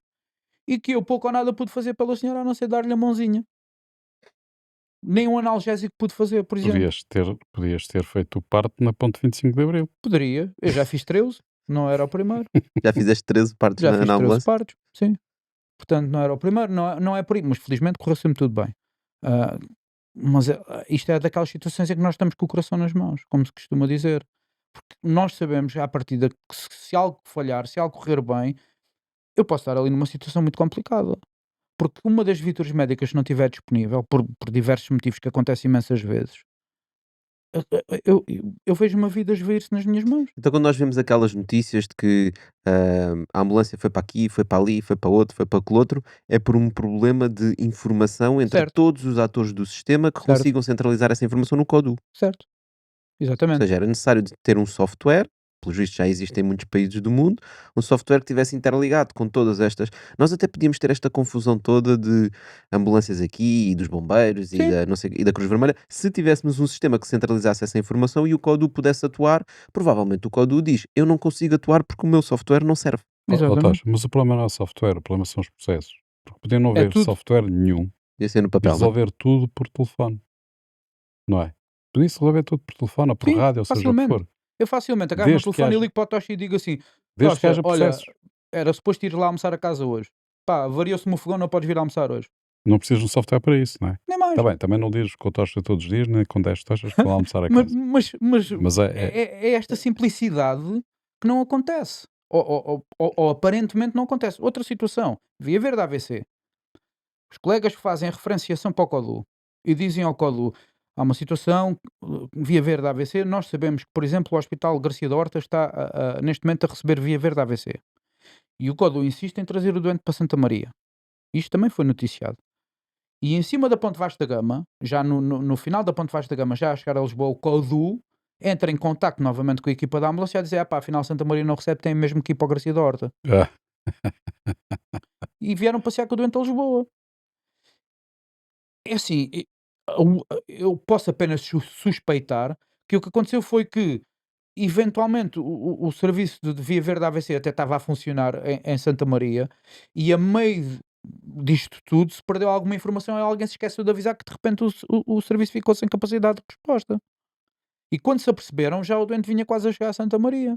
E isto não pode acontecer. E era aqui que eu queria há pouco estabelecer a comparação entre, por exemplo, o sistema português e o sistema inglês, que eu conheço bem, onde operei vários anos. Que é, eu entrava, por exemplo, eles lá chamam EOC, que é Emergency Operation Center, que é, o código vamos, para simplificar, é o código inglês. Eu entrava no código inglês de manhã para entrar ao serviço e tínhamos um quadro no final, à moda antiga, daqueles escritos à mão, porque se funciona, não vamos inventar. Escrito à mão e que dizia: situação, trauma, Hospital XYZ. Sepsis, que é infecção generalizada, Hospital XYZ. Ou seja, estava logo referenciado. E a partir do momento em que um dos hospitais perdia a capacidade de resposta para uma destas situações, a pessoa que estava no comando da sala, que era agora nem interessa o termo, a pessoa responsável, recebia no seu telefone uma chamada do Hospital de Boston, por exemplo. Olha, não tenho capacidade de receber mais nenhum doente de trauma. A partir de agora não tenho. E ele agarrava e ia fazer o update. E ao fazer o update, o oficial de despacho responsável pela área de atuação de Boston emitia no MDT, que é vai, um computador de bordo que as ambulâncias têm, emitia um alerta para a rede no geral, para todas as ambulâncias a dizer situações de trauma a partir de agora, Hospital de Boston não recebe, passa a receber Hospital XYZ. Porque em Inglaterra não há comunicação com o código para determinar para onde é que se transporta o doente. As pessoas no local é que determinam para que hospital é que Eles já vai. sabem à Ou seja, as partida. ambulâncias é que decidem para onde é que vão levar. Exatamente. A ambulância consegue comunicar com o hospital a dizer, olha, daqui por 5 ou 6 minutos estou aí a chegar com um doente com estas características, que à nossa chegada apresentava estes sinais e sintomas, que nós fizemos o fármaco YZZZ, teve melhoria a isto, àquilo e àquilo outro. O nosso tempo de chegada é de 5 minutos. Então o código inglês serve para quê? O código inglês serve para triar chamadas e despachar meios. Ou seja, avisar as ambulâncias para onde é que têm que ir, as ambulâncias chegam lá e tomam as decisões para onde é que levam. Exatamente. Uau. Porque, por exemplo, os códigos ingleses também têm clínicos dentro do código, têm paramédicos de triagem e enfermeiros de triagem, em que, na maioria das vezes, o que é que e é aqui que está a grande diferença. Aliás, eu tenho a academia responsável por este software, estou numa colaboração direta com eles, tenho eles em stand-by à espera que o governo português se digne a querer uma demonstração de como é que aquilo funciona. Eles estão à espera, estão em stand-by, é só eu ligar. E vem a custo zero, atenção. Porque tem, obviamente, interesse, porque tem uma licença para vender e tudo mais. Mas é um sistema eficaz que funciona. Eu vi o sistema durante vários anos a funcionar e posso comprovar que é um sistema eficaz. Mas passando um bocado à parte disso, em que, imaginando o seguinte, nós temos um paramédico que sai da faculdade hoje, formado paramédico. É um paramédico recém-formado. Há coisas que ainda haverá dúvida, há atuações que ele poderá ter dúvida. E o que é que existe em Inglaterra? Existe eles têm os rádios Ciresp idênticos aos nossos, em que se ele quiser contactar com um clínico mais experiente, ele agarra no rádio e contacta com o clínico que está na central. E o que é que acontece? Imaginando, por exemplo, uma situação de infarto agudo do miocárdio. Ele fez um eletrocardiograma e o eletrocardiograma deu uma leitura qualquer. E ele, ao ler aquilo, ele identifica ali qualquer problema, mas tem dúvida na dosagem que há de dar de fármaco X, por exemplo. Ele agarra no rádio, central, olha, passa-se esta situação, avaliei, tem um desvio disto, tem um desvio daquilo, tem não sei o quê, tem estas características assim, assim, assim. E eu quero fazer, por exemplo, a miodrona, que é um dos fármacos que é utilizado. Quero fazer a miodrona, mas não sei se é dar 0,5 ou 0,8. Qual é o valor que... então, um homem de X anos, com X de peso, com X de altura, para se identificar o BMI, e tem interações medicamentosas com isto, com aquilo e com aquilo. Ou seja, traça ali um quadro. E aquele paramédico mais experiente está na sala e diz-lhe a ele, então em vez de fazer 0,5 faz 0,8. Mas estamos a falar de uma coisa que se determina em 2, 3 minutos no máximo. E em Portugal não há capacidade de se fazer isto. Eu não consigo fazer nada disto. Ou seja, tu não podes ligar para ninguém. Aliás, tu para já não podes administrar nada, né? Ora, nem mais. Eu posso, não me adianta é nada. Porque o que é que vai acontecer? Eles, na pior das hipóteses, mandam lá a viatura médica, que muitas das vezes chega lá e também já não tem capacidade de fazer muito mais por aquele doente. Porque às vezes eles já chegam lá tão tarde, tão depois do evento ter ocorrido, que aquela janela de oportunidade para atuar perdeu-se. E depois, e porque existe também outra coisa que é, dá uma sensação, e isto é uma sensação minha, daquilo que tenho, dos anos todos que tenho trabalhado neste ambiente, é que existem médicos com muita capacidade de atuarem rapidamente e com muito, como é que eu ia dizer, têm um know-how muito vasto e conseguem facilmente tomar decisões, e existem outros que não se sentem tão à vontade para o fazer. Mas depois não há aqui a capacidade de haver comunicação com alguém mais experiente e decidirem. Há um médico regulador, mas depois o médico regulador também não está no local, também não confia porque não conhece o outro, também diz-lhe para não fazer. Há aqui uma série de procedimentos que se perde imenso tempo em Portugal, que quem perde com isto é o doente. Agora imagina, no meio disso tudo, que há uma catástrofe. Eu não quero imaginar. Porque no dia que ocorrer uma verdadeira catástrofe em Portugal, aliás, no dia, Vai já ocorreu. ocorrer, aliás, mas vai ocorrer, nós todos sabemos, não Sim, sabemos é quando, não é? sim, sim. Mas, A interoperacionalidade entre todas as entidades começa logo aqui. Não há capacidade de interoperacionalidade. Porque, por exemplo, e isto é tão simples quanto isto. Eu aqui há tempos tive uma situação aqui na Ponte Vasta Gama, um acidente de viação. E vai para lá os bombeiros, vai para lá a autoridade da GNR, vai para lá o INEM e vai para lá a concessionária da Luz ao Ponte, com o reboque para fazer o corte de via e tudo mais. Para já, culturalmente, o povo português liga muito pouca importância ao X vermelho que está lá nos pórticos da Ponte Vasta da Gama. E vão na faixa que está cortada até à última da hora. Não se lembram que aquela faixa, por exemplo, pode estar a fazer falta para os veículos de emergência passarem. E então vão entupir a ponte até não dar mais. Depois temos outro problema que é, quando estão todas as entidades no local, e quando ainda existem sinistrados no local, a responsabilidade máxima é do elemento dos bombeiros mais graduado, que é conhecido pelo comandante das operações de socorro.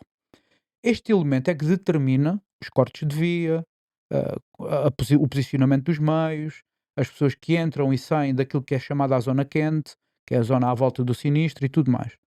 Ninguém respeita nada disto. Eu, se disser a um elemento da Luz ao Ponte, por exemplo, que quer um corte de via a partir daquele momento até àquele e que quer que os pinos venham naquela direção para cortar a via na totalidade, ele, se quiser, chega lá e faz como ele quer.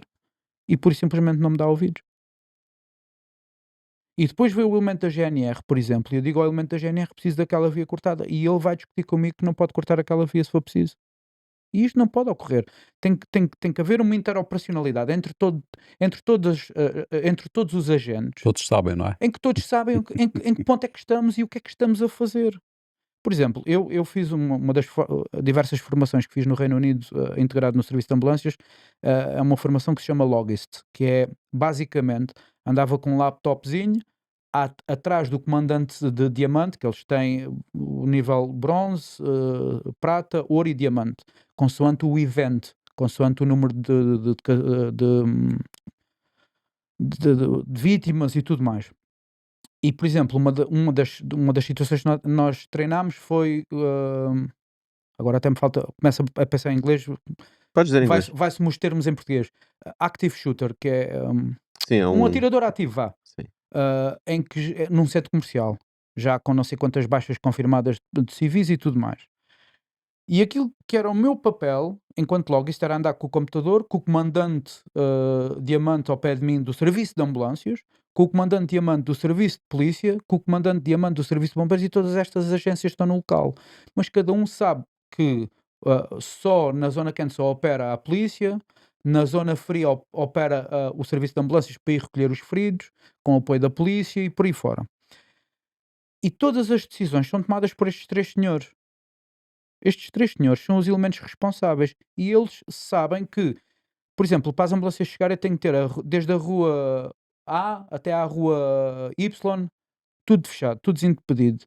E eu digo ao elemento da polícia: olha, as ambulâncias vêm da rua A para a rua Y, preciso disto desimpedido. E ele dá as ordens na E ele polícia dá e a as polícia ordens à faz. polícia para irem desimpedir aquelas ruas, E tu andavas atrás deles para quê? para documentar tudo. A minha função principal era documentar e a segunda era despachar meios que já estavam no Ok, terreno. qual era a importância da tua função de documentar tudo? Para questões de auditoria, que é aquilo que não se faz em Portugal. Para depois avaliar o que é que correu bem e o que é que correu mal. Ora, nem Ou mais. seja, mas é É obrigatório obrigatório. haver Eu- uma avaliação de tudo aquilo Eu, por que foi exemplo, feito. neste tal sistema de triagem que é utilizado em Inglaterra e que eu tenho contacto com a academia que disponibiliza este sistema, posso trazer a Portugal quando assim entenderem. Das minhas chamadas, das minhas triagens todas, a cada quinzena, 6 eram retiradas de forma aleatória da pool de chamadas, 6 eram retiradas para serem auditadas, para haver um controle de qualidade, em que se auditava o mais ínfimo pormenor, que era, por exemplo, na frase, uma das frases que é utilizada em todas as chamadas é "Tell me exactly what's the problem". Diga-me exatamente qual é o problema. E aquilo tem lá uma vírgula. Se eu não dissesse aquilo com aquela vírgula, ou seja, em vez de ele dizer "Tell me exactly what's the problem", dissesse "Tell me exactly what's the problem", pumba, levava logo um corte. Um corte como assim? Um corte era tipo, isso era assinalado. Levavas um apontamento, Quando digamos digo assim. um corte, era assinalado. E no final daquilo, no final da auditoria à minha chamada, era-me dito: olha, não tiveste high compliance, que é tudo certo, tiveste só compliant. Porquê? Porque não falhaste no protocolo, colocaste as questões corretas, mas o teu customer service, que é aquilo que em Portugal também não se observa, o teu customer service falhou quando tu, nesta frase, não utilizaste a vírgula no sítio certo. Precisas de ajuda, precisas de formação, vamos rever como é que tu dizes. Diz lá para eu ouvir. E eu dizia, repetia a frase. E em Portugal isto não é feito. Porquê? Porque a ideia que existe em Portugal é que a auditoria é para penalizar alguém. Uhum. Não é É para para melhorar o entalar serviço. alguém, não é para melhorar. E é realmente o que É esse o acontece. problema. A gente tem esta questão agora desta técnica do CODU juntamente com o médico que supostamente falharam na resposta a uma das mortes, dessas tais 11 mortes. Eu tive situações onde eu intervi, chamadas onde eu intervi, onde as pessoas acabaram por falecer e que foi tudo auditado. Eu nunca tive que ir a tribunal, eu nunca tive que responder a nada. E porquê? Porque tinha um protocolo que seguia na íntegra e desde que eu observasse todas as regras do protocolo, eu estava safo. E isso em Portugal não acontece. Por isso é que a gente não pode basear os sistemas de triagem na experiência do operador, na experiência pessoal do dia a dia. Tem que ter um script, tem que ter uma coisa Mas delineada. isso é muito estranho, repara. Aquilo que nós temos observado é que, efetivamente, nos serviços médicos e todos os atos médicos existem protocolos. Os médicos seguem esses protocolos e os Certo, enfermeiros seguem esses protocolos. certo. Como é que em situações de emergência não existem os protocolos? Isso é muito estranho. Existem protocolos. Existem alguns protocolos. Por exemplo, o tal TEP, o tal Técnico de Emergência Pré-Hospitalar do INEM, recordo mais uma vez que garante apenas 10% na, na, na, nos grandes centros urbanos, que isto é outro problema, que é, existe um gap imenso e assustador entre o suporte básico de vida e o suporte avançado de vida, especialmente nas zonas rurais e nas zonas do interior do Ou seja, o que país. estás a dizer é que a tua vida depende do teu código postal. Ai, sim, absolutamente. Mas aquilo que eu ia dizer é que, por exemplo, os próprios TEP, que têm cerca, acho que são, agora não recordo o número preciso, mas ou são 23 ou 24 protocolos de atuação clínica contemplados na sua formação. A utilização de vários fármacos, por exemplo, para situações de dificuldade respiratória, fazem salbutamol, atroventos e tudo mais. Ah, mas só o fazem mediante a autorização do médico regulador no CODU. Ou seja, um técnico deste chega à casa da pessoa, avalia a pessoa, vê que a pessoa está a precisar de utilizar salbutamol e atrovente, por exemplo, tem que ligar ao CODU, esperar que o CODU atenda, atempadamente, para poder fazer o fármaco. Porque se fizer o fármaco sem autorização do CODU, podem correr numa situação grave para ele próprio. Não seguir o protocolo, o processo. Ou Exato. seja, neste caso o protocolo trava.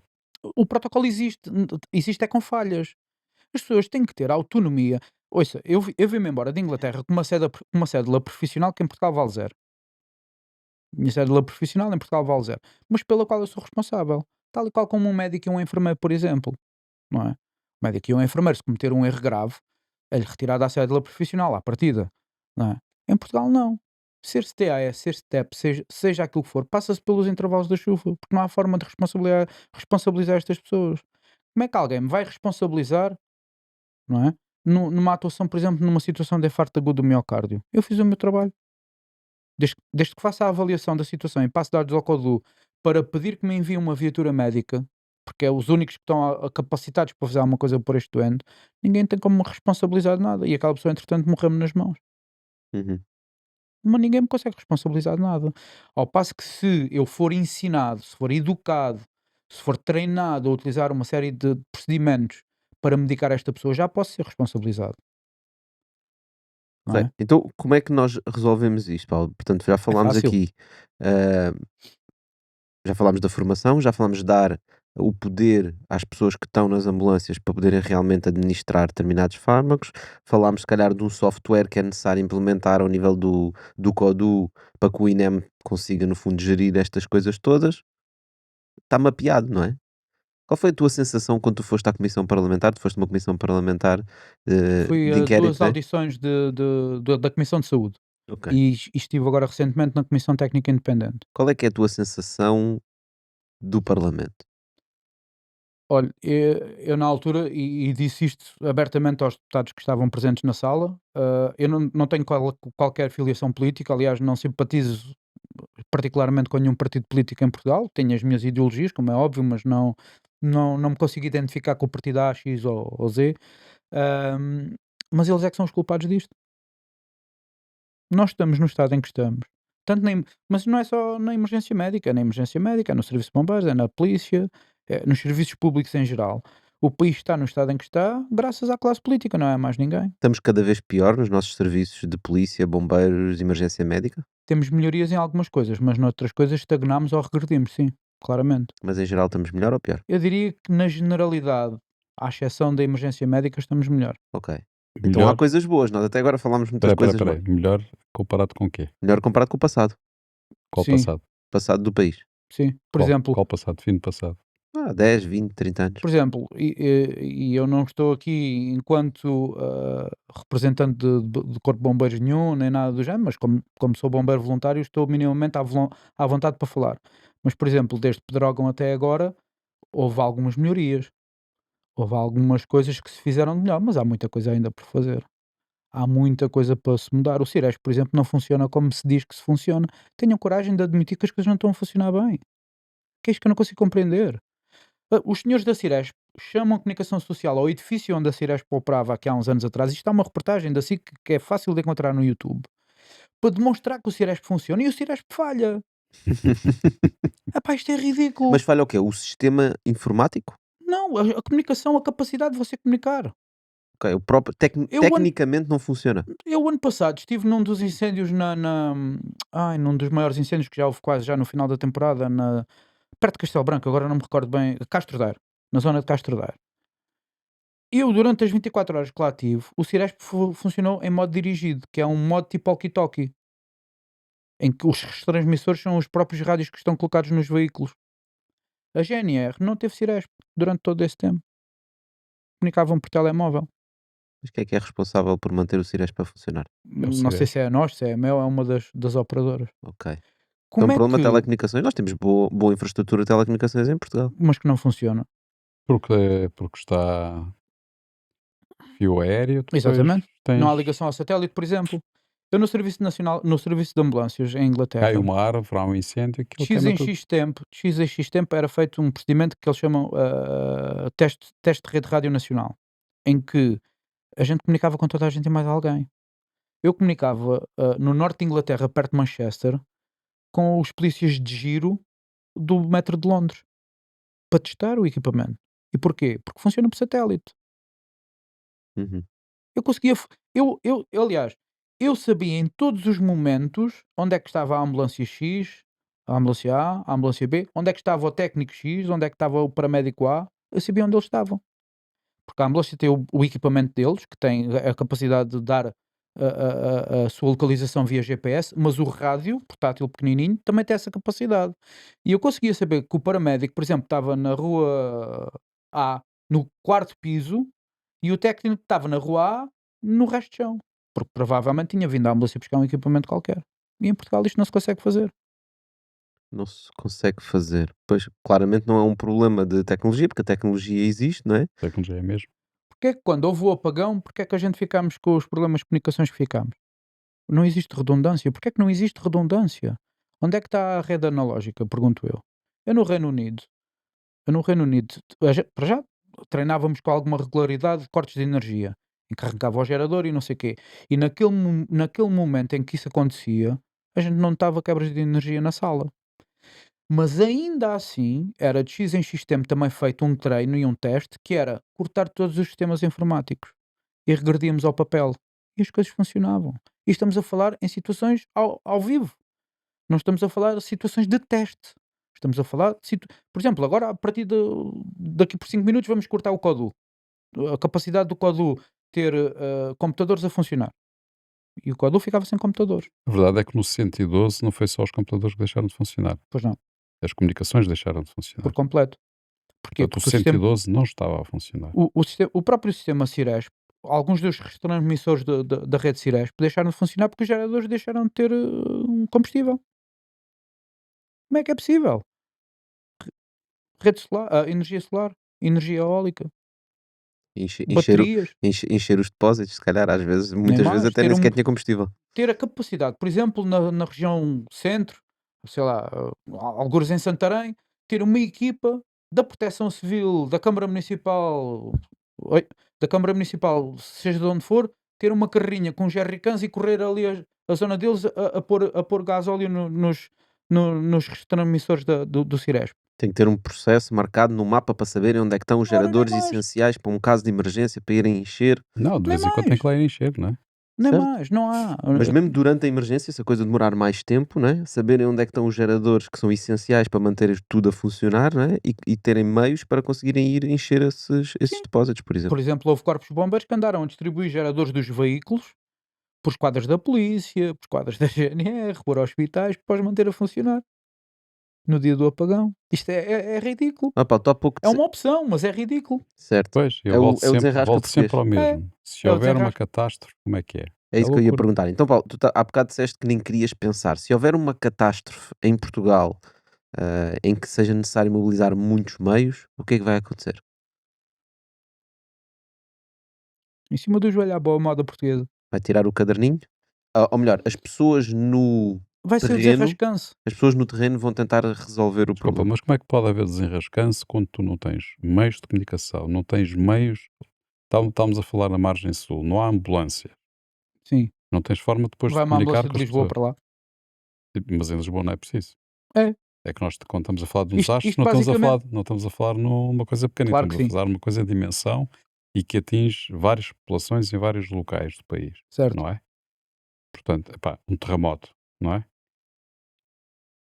Em que o apagão aconteceu, portanto já não temos energia centralizada porque a rede foi ao ar, as comunicações podem estar atingidas, portanto se não distribuíram o gasóleo pelos geradores, Deixe-me só dizer-lhe uma coisa muito rapidamente. Starlink, por exemplo.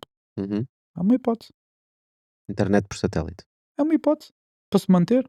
Mas é preciso um gerador para manter o Starlink a funcionar. Mas isso os veículos de bombas, por exemplo, têm. sim, Temos que criar a capacidade de ter redundâncias, que não temos essa capacidade. Como é que no apagão a gente ficamos aquelas horas todas às escuras? olha, o pessoal que estava na Silveira durante o apagão não deu por nada, só souberam ao fim Eu da estava tarde. à pesca nesse dia, não dei por nada. A Ah, minha mulher ligou-me às 6 da tarde. Escuta, Epá, o mundo mas a acabar estavam-se e tu à pesca. Então, mas maravilha. estavam assim porque estavam completamente off-grid. Tinham energia Foi o que própria, me tinham aconteceu a mim. Starlink e estavam a funcionar. Exato. Foi o que me aconteceu a mim. Eu, como estava entretido à pesca, eu quando estou à pesca, por exemplo, nem sequer ligo ao telemóvel, a não ser que liguem para mim. Ali tive uma série de horas tranquilamente sem saber de nada. E o que é que aconteceu no INEM? No INEM Os teus colegas? ficaram sem comunicações durante muito tempo. E Então, houve, então não estavam a sair ambulâncias? estavam a ser ambulâncias que eram acionadas recorrendo. É assim, aquilo que me foi dito, e lá está, alegadamente, eu aqui não tenho forma de provar isto, a não ser que exista Estavas na pesca, não sabia. a não ser que exista uma investigação, que eu duvido que vá acontecer, mas pronto, são outros assuntos. Ah, o porquê destas coisas, destas redundâncias não terem funcionado, que é o INEM, o CODU tinha capacidade de fazer chamadas posterior, mas não tinha capacidade de as receber. E então optaram por fazer o quê? Deslocar alguns dos meios, por exemplo, para o pé de corpos de bombeiros que conseguiam manter a comunicação e que, quando necessitavam de acionar aqueles meios, assinavam através da rede normal, da rede fixa, para os corpos de bombeiros. Diziam, epá, está aí a viatura médica de não sei do quê, peçam lá eles para ir a esta morada assim, assim, assim, assim. E eles iam. Peçam lá eles. Isto parece que está aqui uma coisa Mas mesmo à é assim que as portuguesa. coisas acontecem. O CODU liga para as corporações do distrito de Setúbal, pá, preciso de uma ambulância, por exemplo, começando aqui no extremo, Alcochete, preciso de uma ambulância para Almada. Agora de momento para Almada não tenho, ok. Montijo, preciso de uma ambulância para Almada. De momento para Almada não tenho. Pinhal Novo, preciso de uma ambulância para Almada. Para Almada não tenho. Canha, preciso. E vão andar. E isto acontece várias vezes. E percorrem toda a gente até chegar à Almada e zero. O Presidente da República, quando se sentiu mal lá no Seixal, aqui há 2 ou 3 anos, a ambulância que lá foi pescá-lo foi uma ambulância dos bombeiros da Trafaria. Que foi a única ambulância que na altura se conseguiu, em cima do joelho, arranjar para ir buscar o Sr. Presidente da República. Se isto acontece com a mais alta personalidade do Estado português, imaginem com o comum dos mortais. Yeah. Ou seja, isso só demonstra mais uma vez que não há aqui o mesmo problema no sistema, ou seja, nos Exatamente. processos e na forma como as coisas estão montadas. Isto é muito honestamente, ainda há pouco tempo atrás a falar com com um dos elementos da direção da Antem, falávamos sobre isto.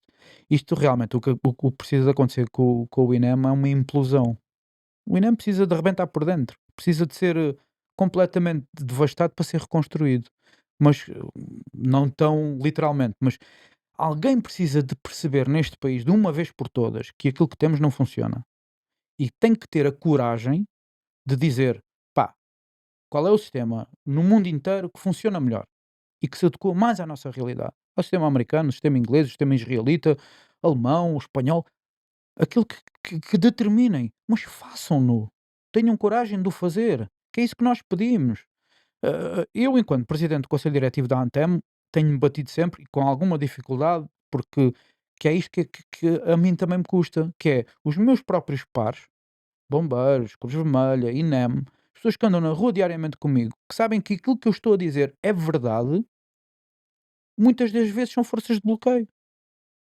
São os primeiros a não querer que as coisas mudem, Uhum. percebem? Porque é fácil ser TAS, é fácil ser TEP, eu não estou, Não tens responsabilidade. ora nem mais. Mas se eu for e se eu receber uma educação como recebe um enfermeiro, como recebe um médico, tenho uma cédula profissional, seja auditado, e se cometer um erro possa perder a minha cédula, se calhar as coisas mudam de figura, mas aqui garantimos qualidade, ao invés de quantidade, que hoje em dia já nem quantidade Quase que temos. todas as ambulâncias deviam ter um rating, Sim, uma espécie de Uber. não é? Veio uma ambulância com 4.2 e Mas, tu logo, epá, não quero Opa, essa. quem é estes mas o gajos? engraçado é que a generalidade das pessoas que andam na rua, engraçado, sem ter graça nenhuma, são muito profissionais e dentro daquilo que conseguem fazer, são extremamente humanos, extremamente competentes. E a leitura que há das pessoas que são por nós assistidas é que isto é tudo muito bom e funciona tudo muito bem, porque também não conhecem outra realidade. E depois chegam, por exemplo, ao Garcia da Horta e estão lá 15 ambulâncias paradas, com os doentes instalados em maca, e entra-se por dentro, que é esta parte que depois a maior parte das pessoas não vê, que entra-se para dentro da urgência e estão lá um mar de macas, gente aos gritos e gente urinada e tudo mais, não é? E é tudo normal, ninguém liga importância. As pessoas que lá trabalham já estão vacinadas, entre aspas, para estes ambientes, já estão habituados, é um dia normal. Mas quem vai de fora só se indigna naquele momento. Mas depois passou-lhe. O Benfica ganhou, grande festa, acabou. Sim, É pá, estive quase às portas da morte. Mas o Sporting foi campeão. certo. Que é aquilo que acontece em Portugal. Mas vá, mas num tema, numa nota mais positiva, os portugueses reagem bem à forma como as ambulâncias. Uma coisa que eu vejo bem é nós deixamos sempre a ambulância passar, somos respeituosos na estrada perante as ambulâncias ou não é bem Nem assim? sempre. Dei, por exemplo, há pouco o caso da Ponte Vasta Gama. A Ponte Vasta Gama porque é da minha área de atuação e eu atuo lá com bastante frequência. Os pórticos que têm lá a cruzinha vermelha por cima, as pessoas não deviam de ocupar essa faixa, que essa faixa devia de estar livre para os meios de emergência. Não há esse cuidado. As pessoas vão até ao pino, até aos Não é só cones, cuidado, repara, Paulo, não há essa informação. também. Porque é assim, Mas não é é? uma questão de civismo. Eu pessoalmente, olha, eu vou-lhe dar um exemplo. Não sei se é boa ideia dar este exemplo, mas eu vou dar este exemplo. Eu aqui há dias ia mais o meu pequenito, mais o meu Joãozinho de 5 anos, íamos ao dentista. Íamos a pé, lá nas ruas do Montijo onde moro, íamos a pé e à nossa frente um casal de idosos. Os senhores de 60, 70 anos. Em que eu reparo que o senhor vai andar com alguma dificuldade e para além disto tem um atacador desapertado. E eu, quando chego ao pé dos senhores, com cuidado, para não os assustar, bom dia, olha, desculpe, o senhor leva um atacador desapertado, ainda pisa no atacador e cai. Ele, está bem, deixa estar, não faz mal, não, espera aí. E eu baixei-me, puxei o meu filho, o meu filho tinha ficado perto da estrada, puxei o meu filho para junto da parede e estive a apertar o sapato do senhor. Um exemplo, é civismo, é uma coisa básica. Lá está, depende da formação de cada um e vai mas o povo português até costuma ser um povo minimamente civilizado e pacato e tudo mais. Mas depois falhamos nestas coisas. Será que ninguém lhes ocorre? Se está uma cruz vermelha num pórtico numa autoestrada, pá, se calhar não convém andar nesta faixa. E às vezes estão a ver o trânsito a começar a adensar e em vez de tentarem encostarem-se logo, não, continuam ali e vão-me até ao cone. Estão a dificultar a vida dos serviços de emergência que vêm eventualmente ainda a caminho da ocorrência, não é? E estão a dificultar a vida de toda a gente e não só isso, ainda se estão a sujeitar a causar acidentes também. Porque depois Isto já me aconteceu várias vezes. Estar lá na Ponte Vasta Gama e de repente ter que dar um puxão em alguém porque alguém passou a alta velocidade mesmo até ao limite e ainda derrubou um cone e tudo mais. Pá, Paulo, em termos de uma acidentes, questão cultural. temos mais acidentes que nos outros países ou nisso até somos civilizados? É porque existe esta ideia que nós temos muitos acidentes É de assim, carros, né, de viários. e temos, a nossa sinistralidade é bastante elevada.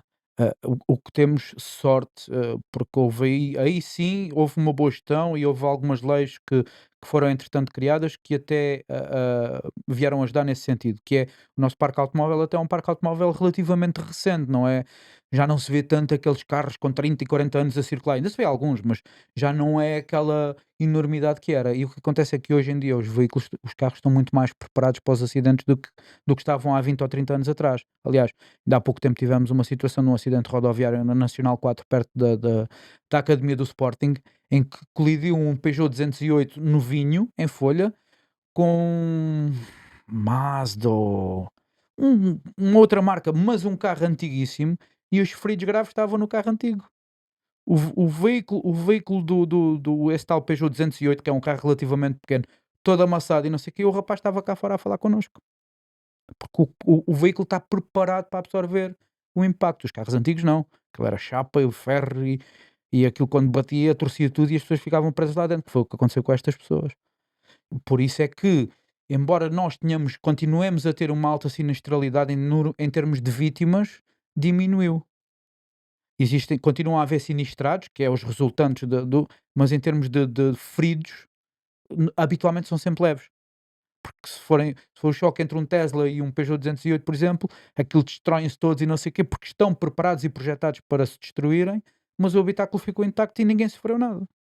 Eles estão projetados para se destruírem numa lógica de proteger as pessoas que estão lá dentro ou numa Exatamente. lógica de partir o carro para teres que comprar um novo? Provavelmente um bocadinho de cada. Não, tens que absorver a força do embate, não é? É, De alguma tem que forma, ser- não é? Portanto, Os carros estão projetados para absorver aquilo que são chamadas Claro. forças G, as forças provocadas pelo embate. Mas, no entanto, poderá eventualmente, por esperteza das construtoras automóveis, haver um pouco disso também. Não, É uma acho coisa que se diz, aí não há milagres. Portanto, Sim, sim, se há, mas é se uma há coisa que se força de diz, energia tem que ser absorvida. uma coisa que se Claro. diz na rua, né, que antigamente um carro batia e não era nada, hoje em dia dás um toquezinho e o carro machuca-se todo, não é? Claro. E portanto, há duas A grande correntes, diferença- uma é para estragar os carros para tu teres que comprar mais carros, a outra é porque é a única forma de manter as pessoas seguras. Eu acho que eu vou mais pela segunda, até Sim, porque isso é eu também. visível. Os feridos resultantes dos acidentes automóveis hoje em dia com veículos modernos habitualmente são feridos ligeiros ou nem sequer são feridos. São sinistrados, mas não são feridos. E antigamente não. Eu sou de uma escola, estou nos bombeiros desde 1989 e na área onde resido no Montijo, ali aquelas nacionais todas e tudo mais, aquilo era raro o dia que não morria alguém nas estradas. Porquê? Exatamente por causa disso, aquilo era dois carros de massa bruta que colidiam um contra o outro, formavam-se todos e a pessoa ficava empalada dentro dos carros ao fim e ao cabo. Pois. Fica aí uma dica, né, que às vezes as pessoas escolhem muito, vão escolher os carros, porque é mais bonito, porque tem isto, porque tem aquilo, etc. E se calhar às vezes não damos tanta atenção ao índice de segurança de cada carro, não é? Porque cada carro é testado e tem índices de segurança diferentes. Existem marcas no mercado com melhor segurança, outras com pior. Mas Isso é devia ser uma engraçado que não coisa se faz o automatizada. mesmo com ambulâncias, por exemplo. As ambulâncias, quando têm um acidente, A forma como as ambulâncias em Portugal são construídas, a parte traseira da ambulância, aquilo que é conhecido como a cela sanitária, deixa muito a desejar. ou seja, Em caso de acidente, por exemplo, se houver um acidente grave com uma ambulância, as pessoas que vêm lá atrás correm um sério risco de se aleijarem a sério. isso é porque não vão presas ou mesmo. Se não vão, deveriam de ir. Vamos começar por aí. Ou o que acontece muitas vezes é que possam não ir presos convenientemente. Mas os dispositivos de retenção estão lá. O que acontece é que as ambulâncias, a forma Próprio como são habitáculo. projetadas e feitas e construídas, muitas vezes não é a mais correta, não é a mais Bom, e é adequada. como o INEM e nós hoje também ficamos por aqui. Falámos sobre vários temas, problemas que existem no nosso Serviço Nacional de Emergência, soluções possíveis, desconstruímos aqui tudo como funciona. Se conheceres alguém que precisa de ouvir este episódio, que precisa de ouvir esta discussão que tivemos aqui, partilha com eles para que possamos finalmente ter um sistema que funcione, porque disso dependem vidas de muitas pessoas, não é, Paulo? É verdade. Olha, mais uma vez, muito obrigado por teres Eu que vindo. agradeço. Malta, até à próxima. Obrigado, Paulo. Obrigado. a todos. Muito obrigado. Dá.